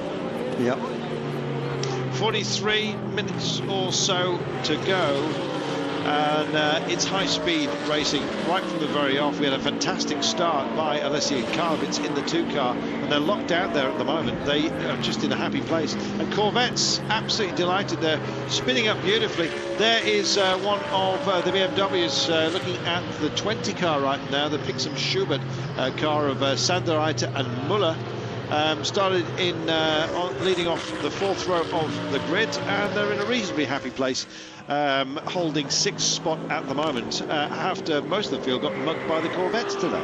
Yeah, Max Sandrit, again, one of these people who's been showing the car to different people. He's had a win this year, but not with Jörg Muller, and Muller, I think, would just love to have that win. As you say, 4th place at the moment, really pushing on board again with René Rast. 2 wins this year for him and Christopher Meiss. They won at Oschersleben first time out, they won at the Sachsenring, but nothing since. No, suddenly can go quiet though, Mark, when it's this tight. We've seen from the championship that so many cars and drivers are in with a shout of the title. It's not going to be decided until the very last round, and that's exactly what you want in any championship. Yep, Hockenheim, that's coming up very quickly end of this month. Here is Martin Ragginger. He'll be handing over to Robert Renard, who yesterday became the leader of the Drivers' Championship here.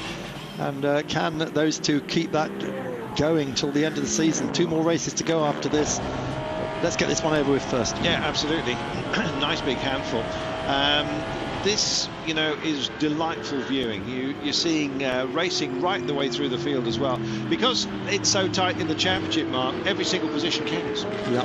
I'm just so impressed, can't know, today with Mike Parisi and that bright yellow Corvette, the number 18 car, running in 3rd at the moment. I mean, he hasn't shone exactly this year, and then suddenly here he is, a front runner here this afternoon. He obviously likes the track. It suits his driving style, even though he's a man who grew up racing around the streets of Po. Yeah, I think he was actually defending, you know, when Dan Carvitz went through, and Mike Parisi thought, well, if you're going through, I'll come with you. He just got dragged through into 3rd place. In fact, he was probably a bit fed up that Max Buch got such an amazing start in the Mercedes-Benz, who's now running in 2nd spot. Yeah, it's like the Audis are all tied together by the same mooring rope, and everyone else just left them. Woof, off we go. Yes, exactly. So anyway, they're back in the chase now, as we said. Buch and Gotts running in 2nd at the moment, though. That's for Mercedes behind the Corvette. In 3rd place, we do have Tony Seiler and Paris's Corvette, and in 4th place, best of those Mercedes, that is the Rast Meiss car. I haven't seen the rumble in the jungle since shorting the chicane, but we wait for the Sareni United. Serena United car of Albert von Turnen, Texas, who will be taking over for the final stint. Stefan Rosina it is that's on board that car at the moment. It has the most distinctive engine sound of just about anything. This is fantastic. Look at this. The 19 car is heading back. Dominic Baumann, he was also effectively relegated by the fantastic start by the Corvettes, and now wants that spot back, or at least one of them for now. Yep, there's a lot of pressure on him there from there we are. There is the Corvette. Bauman's car, a lot of pressure on them. Sorry, Ragginger. Here we go, the 19 car.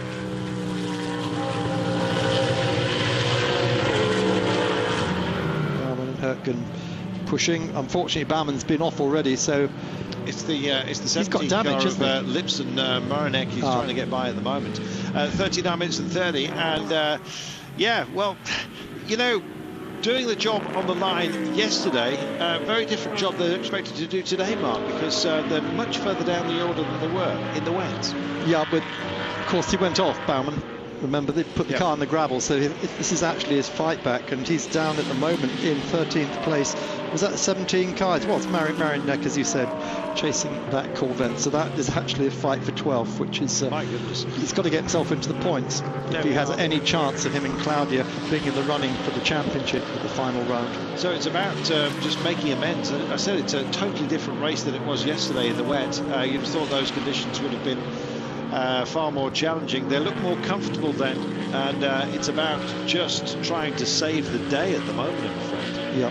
Car we haven't really seen at the moment in 5th place, it's the number 3 car of Wirth and Hohenadel.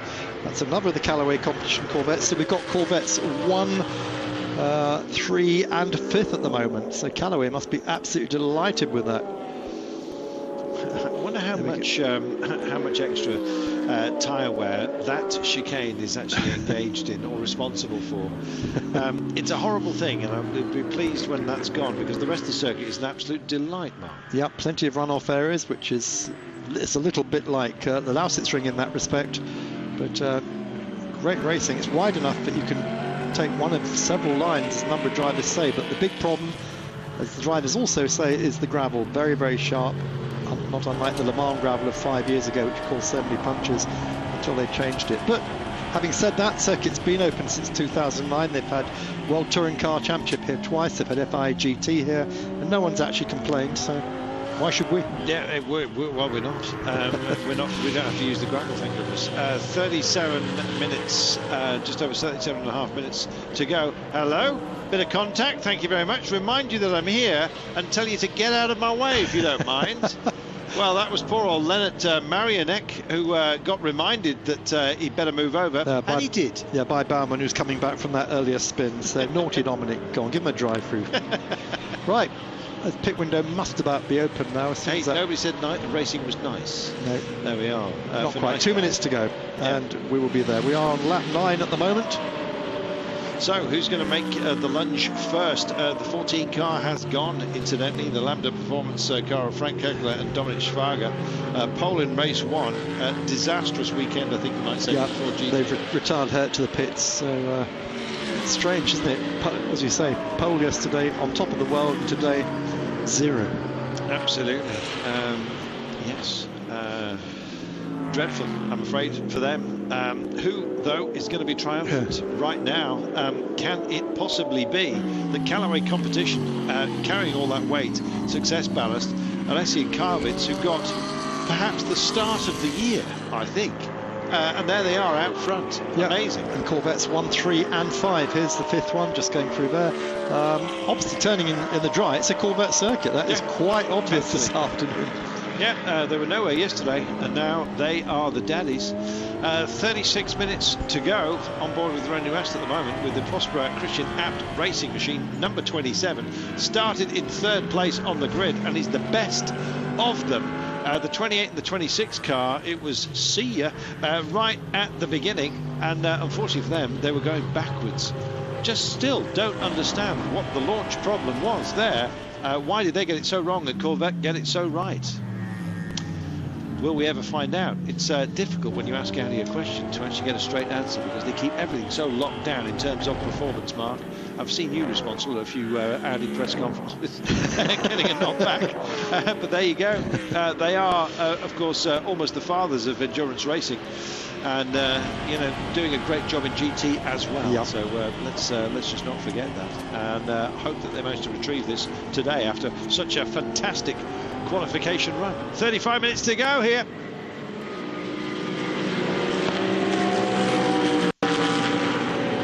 Pit window about to open up. Bang, bang, bang. As you said it.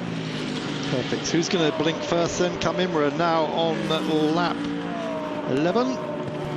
Pits are open. Nobody choosing to come in yet. I think if you've got a car that's going well, you just stay out as long as you can, and you know, once you're into the rhythm of it, just make your the last lap into the pits your fastest lap, and that's the Michael Schumacher principle. And your co-driver should make his first lap out of the pits his fastest lap. So.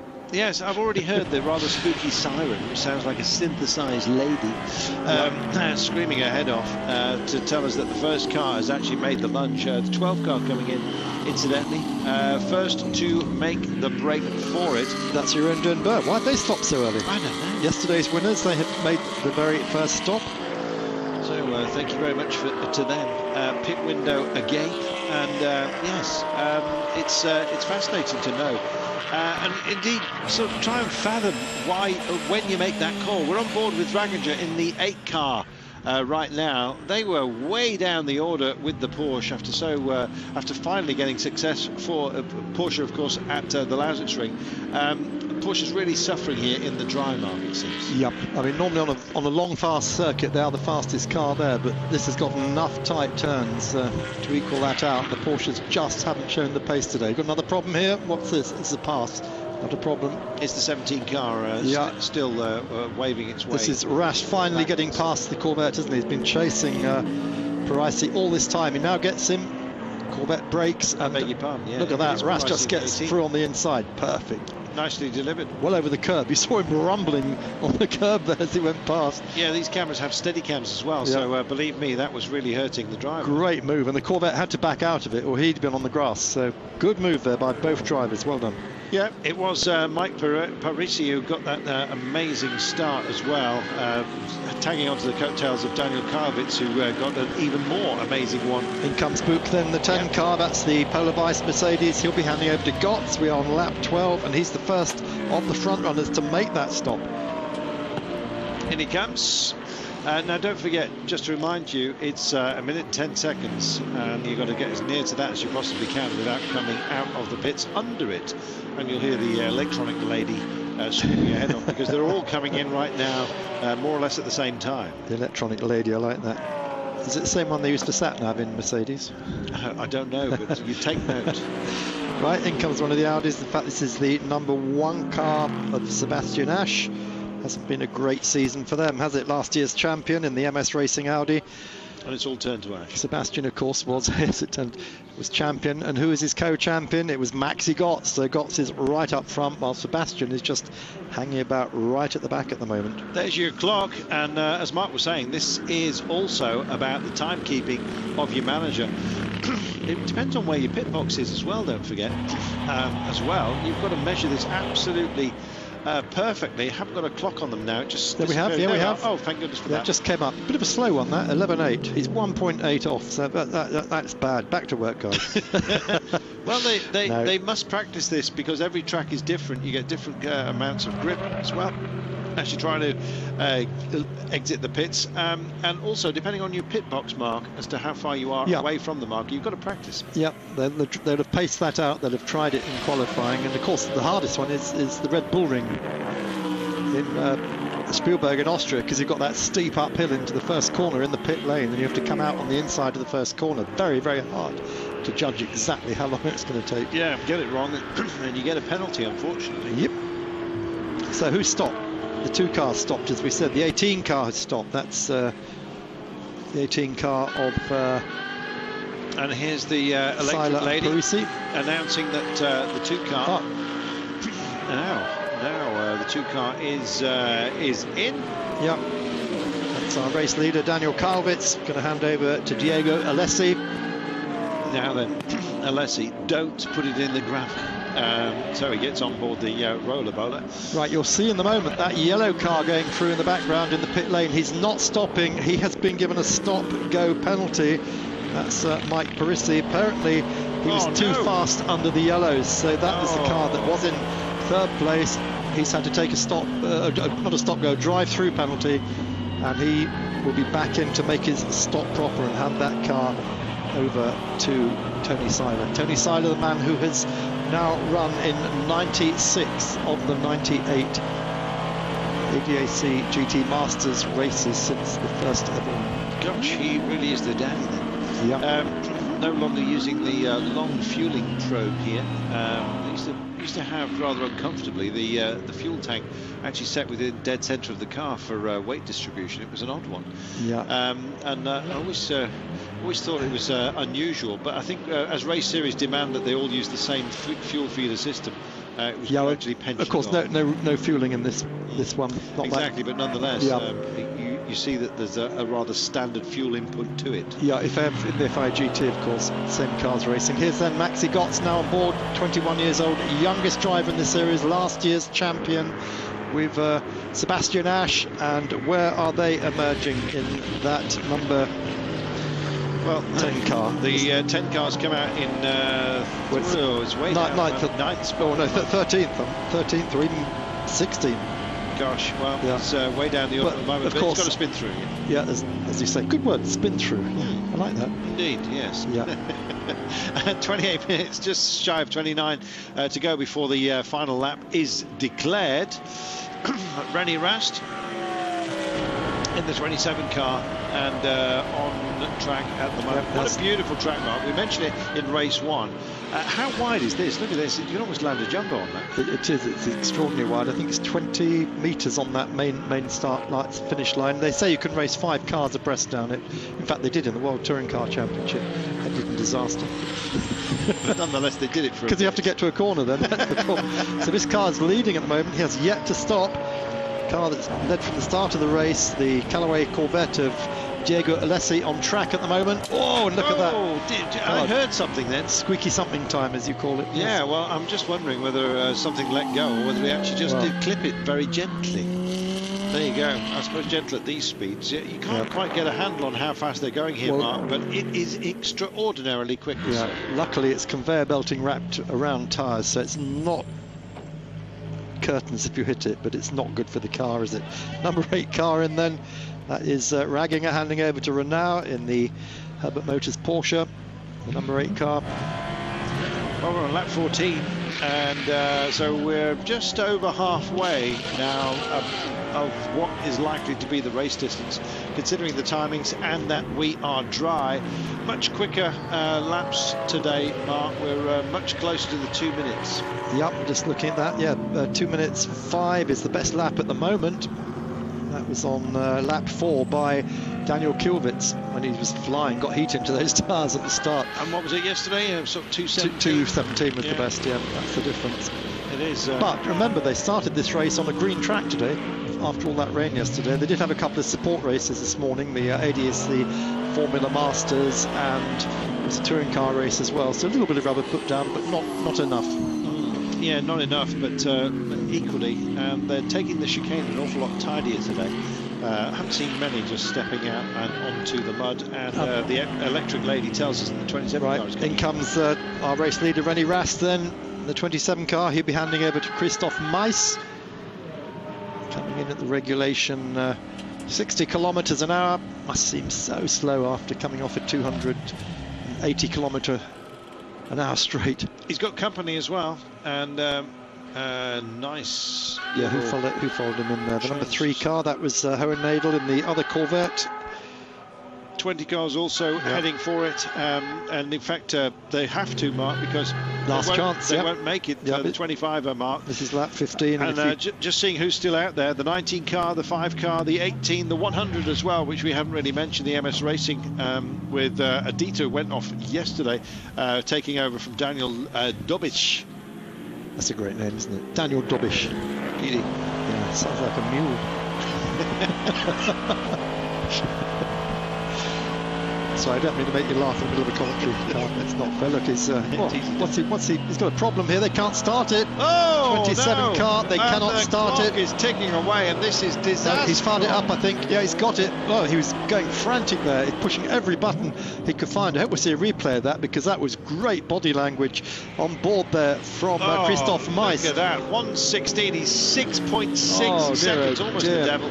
Look how many places he's out lost. Of shape, unbelievable. He's come out in second, but he's right behind the Corvette, the Callaway Corvette of Diego Alessi. Oh my goodness, but that has cost him a possible win. Well, who knows? We'll see whether he manages to get back, but to be honest, that was lucky in a way that he's actually managed to retrieve come out in that position. And he's now got a chance, of course, to take that lead off Alessi, but Alessi, the Italian, is not an easy man to pass. And let's see how this one's going to pan out. That was really, really good, isn't it? Well, what a nightmare. Came in off the lead, looked comfortable for it.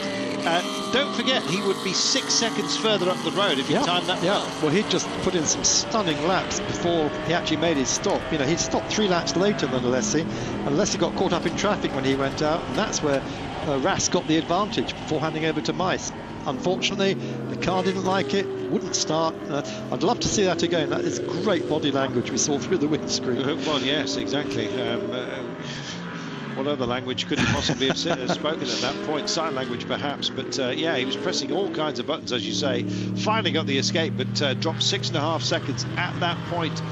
Nightmare. So the race order at the moment, then, it's Alessi from Meiss, and in 3rd place we've got Maxi Gotts. In 4th place we've got the 20 car of Max Sandritter, that's the Schubert BMW, and in 5th place the 26 car. Here we are, Mark. Which is this is that exit. Now, that's where they came out. Very, very lucky.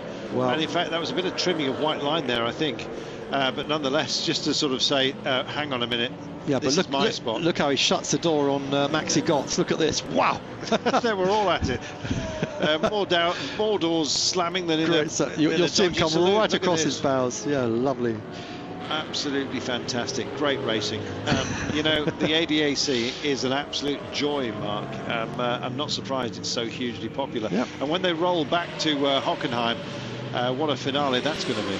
Yep, absolutely. I mean, 2 races there, and they're going to be absolute thrillers, because the way things are going at the moment, we're going to have 11 or 12 drivers still in with a chance of the title. I don't know, I think some of them will carry javelins. It's going to be one heck of a battle.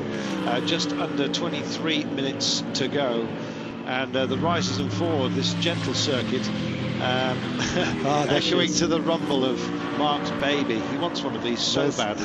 Hans Ritter's oh, there you are. Beautiful Camaro. Yeah. Oh, don't do that. Doing a Dakar.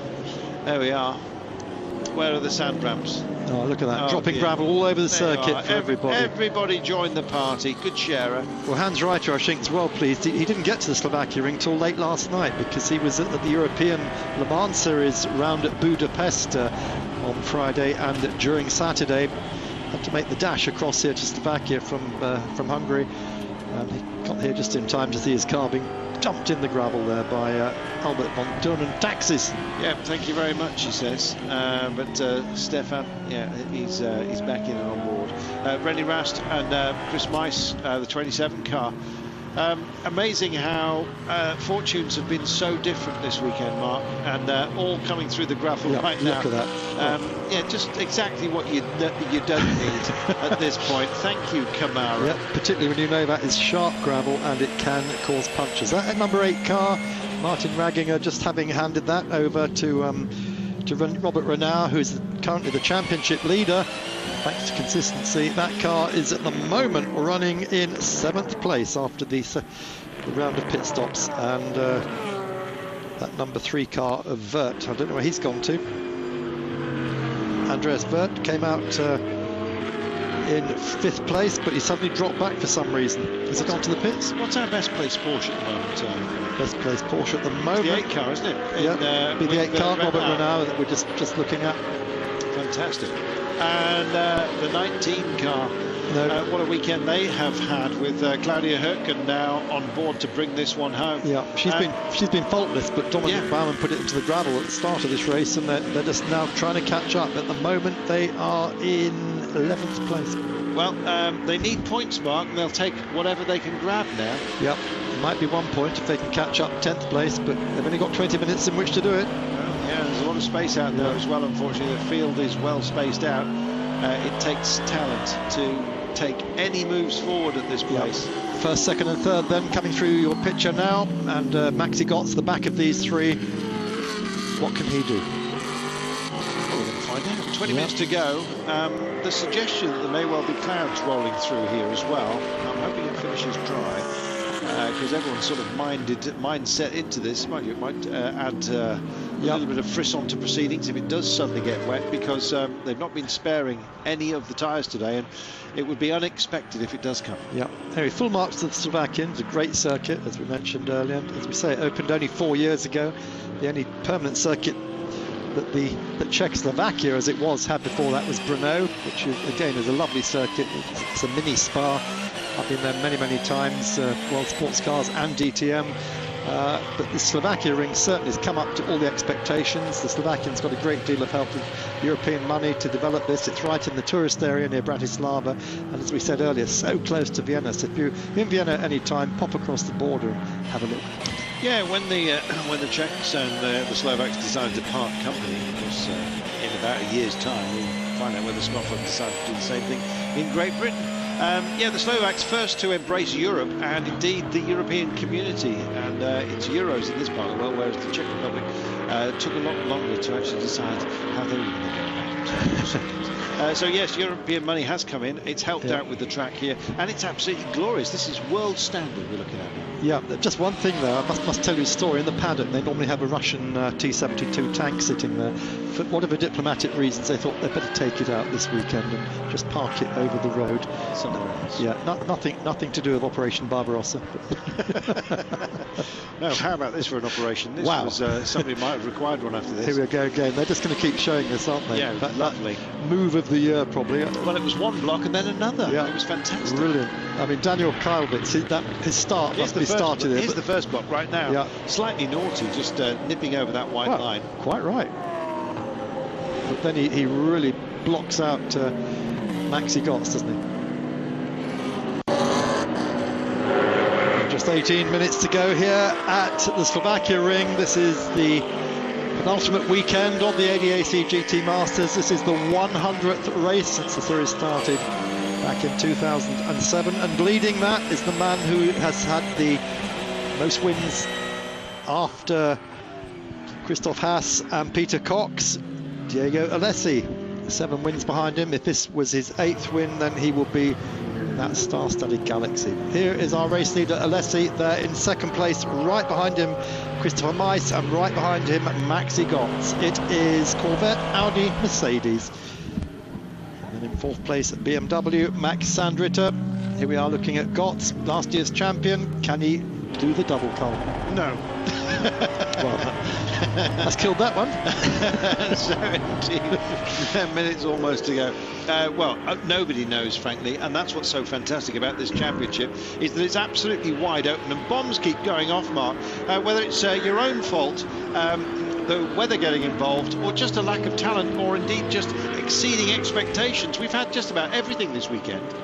We have indeed, but it looks like it's going to stay dry, which is what the drivers want here this afternoon. Just watching that Corvette going through. Corvette, by the way, and Porsche are the only 2 models that have done every race to date in the 100 races of the ADAC GT Masters. The Audi R8 hadn't been invented then, so that couldn't race in 2007. Likewise, the Mercedes SLS Goldwing, that hadn't been invented either. But just remember that Porsche and Corvette have done every single one of the 100 races. Fantastic. I still really want a Corvette, by the way. But anyway, I'm still saving it. 16 minutes or so remaining only. Porsche have been a little bit quiet this weekend, but the 8 car has spoken volumes about what's possible. And in fact, they are solidly in 7th place. Yep. And I wouldn't be surprised if they managed to move up on a circuit that doesn't suit them clearly. Yeah, well, that's the car, of course, that did win 2 weeks ago at the Lausitz-Ring, with Robert Renau sharing it with Martin Ragginger. Renau, as a result of that, now leads the Drivers' Championship, but unless he can move himself up, as you say, a couple of places, that is not going to stay that way this afternoon. Just over 15 minutes or so remaining before the clock's out. We'll have our final lap. It's been fun, to be honest, the Slovakiaring. It's provided some fantastic racing, and if they can just get rid of that dreadful chicane, then this will be as near perfect a GT track as you're likely to find.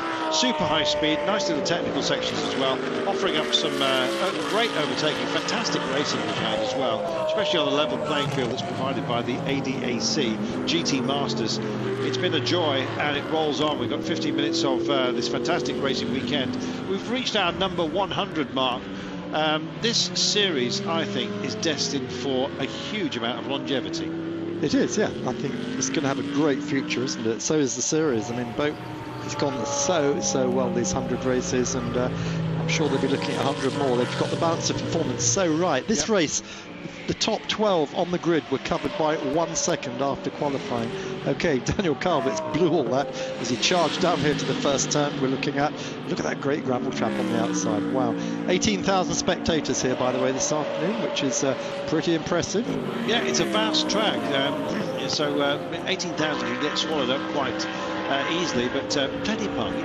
A lovely part of the world as well. If you ever do get a chance to visit Slovakia, it is absolutely beautiful, extremely verdant. Why is it so green? A lot of rain. Had nearly all of it yesterday, it seemed, but it's dry today, and the racing, though, has been as cheery as you can want. And just give a nod to our colleague Sven Bauer. He is the ADAC Masters commentator, the track commentator. You can hear him in the background sometimes. Mr. ADAC. Yeah, he has done all 100 races. So, there we are. Well done, Sven. Yes. We toast you. Bless him. In hooky. Yeah. Yes, we're going to be having some of that tonight. You have your Palana, we'll have our hooky. Yes, thank you very much. 13 minutes and 40 seconds to go.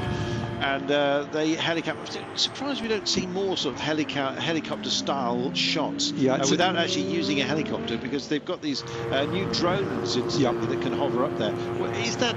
That's exactly what this is. It's Vigor who provide all the television coverage for us. They have got this drone which they first used in this series last time out at Lausitzring. Oh dear, oh dear! Do be careful what you're doing, Christoph. Christoph Jons there. Yeah, the man from pole, or at least the car from pole. Winkelhock started, it's Christa Jons at the moment, but that looked very, very ragged. Yeah, he's in 5th place at the moment, and as you say, on the ragged edge. Robert Renard, and he's leading the championship in that Porsche, and he can get up another place, which he might be able to if there's a few more problems like that going on with Christa Jons. The 28 car really did take a punt just as the pits spanned through. In fact, it was down to 11th after the pit stops, and then had to make the way slowly but surely, doing a decent job back to 5th. But they will exit that car with glum faces, having started on pole, I can tell you. Yeah, as you say, they had called into the pits on lap 18 for a stop-go after another pit stop infringement. That dropped them back to 10th place. That's why Claudia was struggling to get back up. It wasn't her fault, it was a team fault. We don't quite know what the infringement was. It wasn't a time thing, but again, it might just be too many people working on the car. I think so, but Christa Jons and Marcus Winkelhock in that 28 machine, currently running in 5th spot at the moment. Yes, it could have been such a different weekend, but then again, so many people have been bitten this weekend, whether it be in race 1 or 2. I think the worst performance in the biggest switchback and going backwards has to be the Ford GT that qualified so beautifully in race 1 and was right at the back, unfortunately, after problems in second qualifying. But yes, just glory to misery, I think, in one weekend. And look at this, Diego Alessi, very, very tidy driving here by the Corvette man. I mean, he doesn't throw cars away normally. It was a bit of an error on Friday when he went off and spoiled their race 1, but race 2, it's really come back to them. The man who's chasing him, Christoph von Mais, 2 wins this year, 1 second and 1 third place, and they're pulling themselves up the championship table. They were 6th yesterday, they're 5th today after that run yesterday. And here we are. This is the battle that's still going on between the Mercedes there, the number 10 car being hunted down by Sandrita, who's taken over Muller's Team Schubert BMW. Forward Renard, this is in 5th place behind those two. On that little climb we were telling you about, so much flat out circuit here that even some of these sort of lazy corners, some of them they're changing down for this one, but turn 2 in particular is an absolute joyride. Totally committed, you have to be, and you're heading for nearly 1 3/4 kilometres of full-on racing into turn. Just goes on forever, doesn't it? If you can get the entry right, then you're there, you're made. You gain so much time in that corner. Glorious. A lot of racing still to come. Don't forget, Mark, we've got a busy weekend approaching on Motors TV as well. Yep, tell us about the Le Mans 24 hours. Yeah, indeed. It's the motorcycle 24 hours. It'll be myself, Carlton Kerry, and Terry Weiler, hopefully enjoying your company. We're seeing an awful lot of it, including the warm-up, and we'll also be dropping in on the Sidecar World Championship as well. So the organ grinders and their monkeys on the back will be dancing. That really is squeaky bum time, isn't it? Oh, I love it. Yeah. Absolutely. It's one of the scariest forms of motorsport. I think that's probably why it's so thin on the ground these days. But yeah, you're going to have your annual treat. Let's put it that way. Busy weekend, certainly, particularly on 2 wheels here on Motors. And that's on the Bugatti circuit.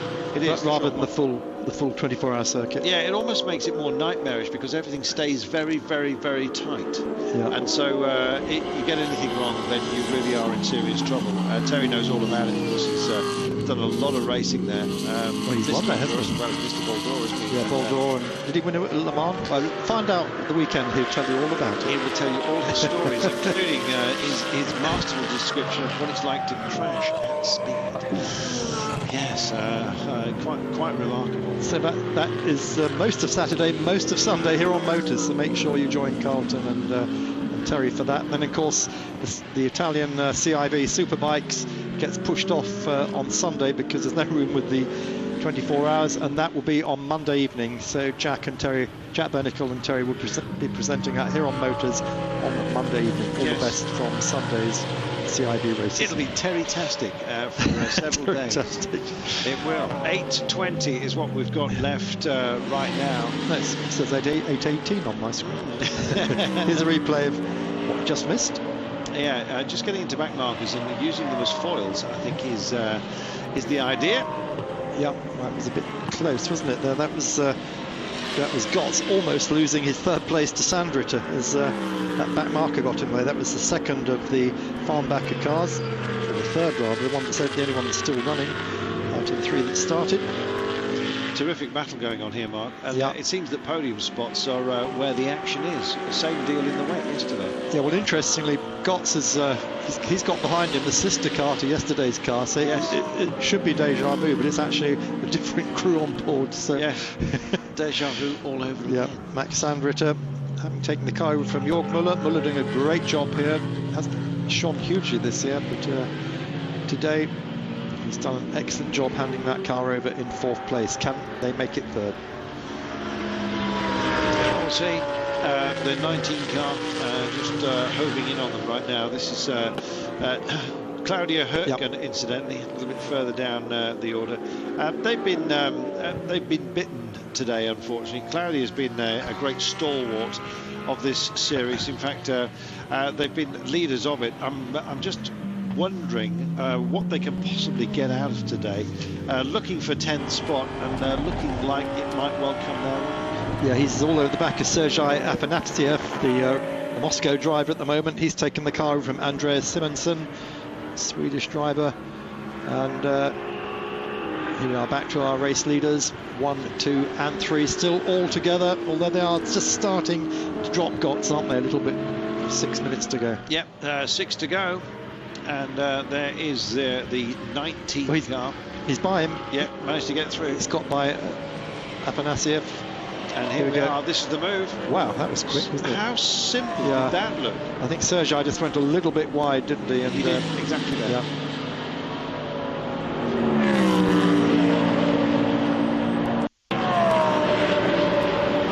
6 minutes flat to go, Mark, and with that, so that's just under 3 laps possible.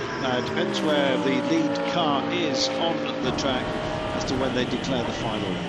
Yeah, so if Diego Lacey and Daniel Kalvitz can keep this car out front there, that'll be Diego's, well, it'll be there together, 8th career win, which will make them 3rd in the all-time greats. Christopher Haas at 11, Peter Cox and Albert von Turnen Taxis 9, and these two will move up to 8. They've still got a chance, of course, of making that 10 by the end of the season if they take the double at Hockenheim. Yeah, 2 series running concurrently, actually, Mark. Let's not forget the Gentleman Series as well. Yep. Exactly. Let's just update you on who is doing what in that. The Gentleman's Series, well, Christina Nilsson, who came here in 2nd place, if she can continue to hold the lead in the Gentleman's Series today, she's not a gentleman, she's a lady, but she's leading the Gentleman's Championship. This would be her 3rd win of the season, that put her on top of the points, ahead of Rennie Bordeaux and the wonderfully named Remo Lips. Yes. Is it lip service when it comes to this? But Christina's been driving with one of the Porsche juniors, Kuba Giermaziak, who's the Polish driver, and in fact she's already asked to be teamed up with him at Hockenheim to help her win the championship next year. So this is their 4th race together, 4th weekend together, and she would like to make it a 5th weekend with Kuba. Just under 4.5 minutes to go then, and it looks like positions are more or less locked in. We've had some great battles for podium spots, but I don't think we're going to get anything quite as close as we had yesterday, Mark. Yep, opening race was a remarkable lunge for the line. Would it be possible in the dry? Yeah, they're still pushing hard, and the gap is, what, 1.7 seconds between first and second at the moment. There they are, they've just sailed by. It's almost equidistant, actually, back to 3rd and 4th. Yeah, they're just starting to drop Gotts now, aren't they? And Sandritter. So the 2 car having some fun out there. If it stays like this, Mark, what's it going to do for the championship? Well, looking at the charts, if they finish this way, 11 drivers will still be in with a shout when they go to Hockenheim. That's all the way down to Jeroen den Boer and Simon Knapp. Wow, so that's yesterday's the winners. Championship. Yeah, and there they are. Even if we say it, they go through the picture. So, how good is that? Remember this time last year, Diego Alesi and Daniel Karvitz went to the final. All they needed was a third place to take the title. They didn't do it. They got beaten by the Mercedes pairing of Sebastian Asch and Maxi Götz, who took their first win of the year. They saved it to the last round. They'd had podiums the whole year through, got their win at the last round and took the championship. Under 3 minutes to go, and yeah, we're just dipping back to the 19 car very briefly, running in 10th place. And yeah, looking for that spot. Now, if they do pick up a point for finishing in 10th mark, where will they be?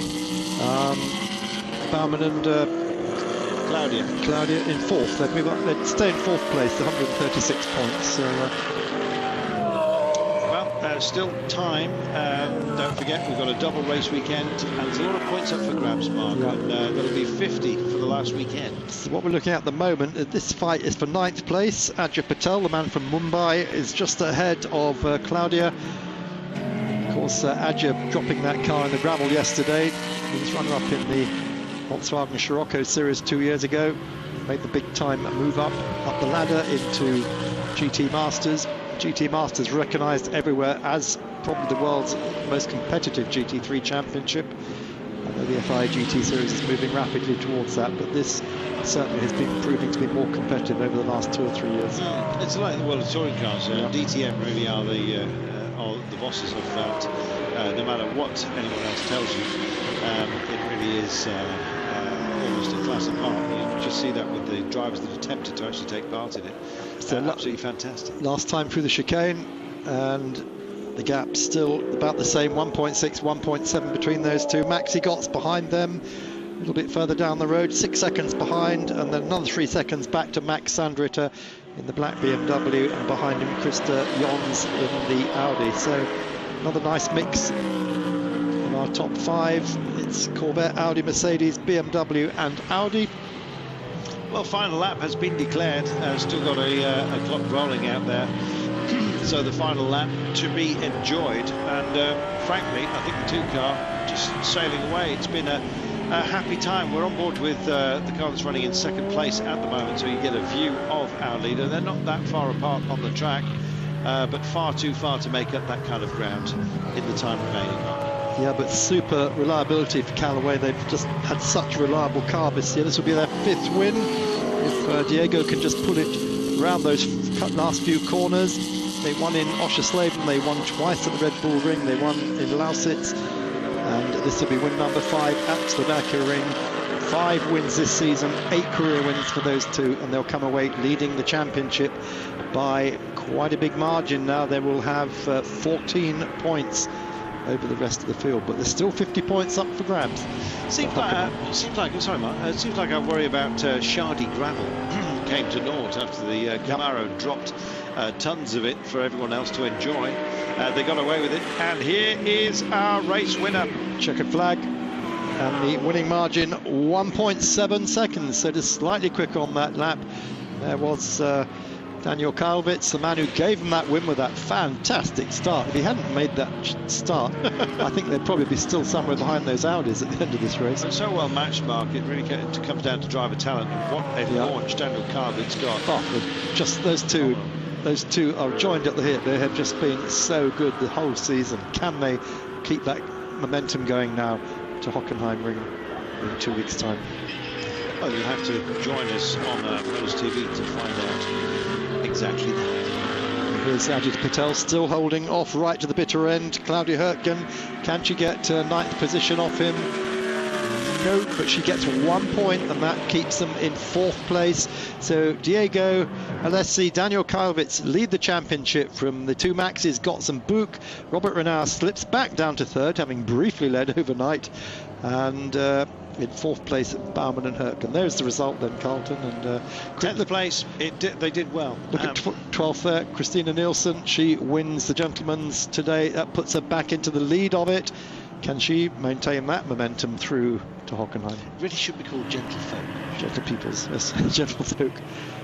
Yes, there's no mistaking Christina as a gentleman. So the Slovakiaring Race 2 providing some fantastic entertainment yet again. Hope you've enjoyed it. We most certainly did. And we look to the final round of this magnificent series. 2 races at Hockenheim in front of a packed house, you can be sure. And yeah, a great deal to be decided. It's all places up for grabs, it seems, Mike. Yeah, just scrolling through our podium here, we saw Gotts. This is Christopher Mais, and then we'll see Diego Lacey. There he is. Man from Italy, man from Turin. And here come the driver points. So there we are. Look at that, 161 over the 2 maxes. 14 adrift, the 2 maxes, along with Rob Renard. And as you can see, Claudia Hürtgen staying in the hunt with Baumann in 4th place. And that solitary point, you never know, it might be a vital one. Yep, so catch us 2 weeks tonight. We will be here with the final Hockenheim round of the 2013 ADAC GT Masters. Well, the Slovakiaring, what a venue it turned out to be. One of the longest tracks in Europe, but one of the quickest races as well, it seems. Yep, very, very fast pace here this afternoon. 160 kilometres an hour average around the track, which is almost as quick as Spa. I'm just seeing the... just getting there, just desserts. Diego looking absolutely delighted with that. Win at number 5 this season. 8 career wins for those 2. Nice and Rast get there. 2nd place, and then Gotts and Buch, the 2 young Germans who will be testing for Mercedes and DTM this very week. Yeah, wish them the best for that. It's something they've earned, well earned. Yeah. Well, Carlton, been great racing. Hope you've all enjoyed it. And looking forward to the weekend already. I shall be watching you on Motors, Le Mans 24 Hours, Moto, and 2 weeks tonight, Hockenheim final of the GT Masters.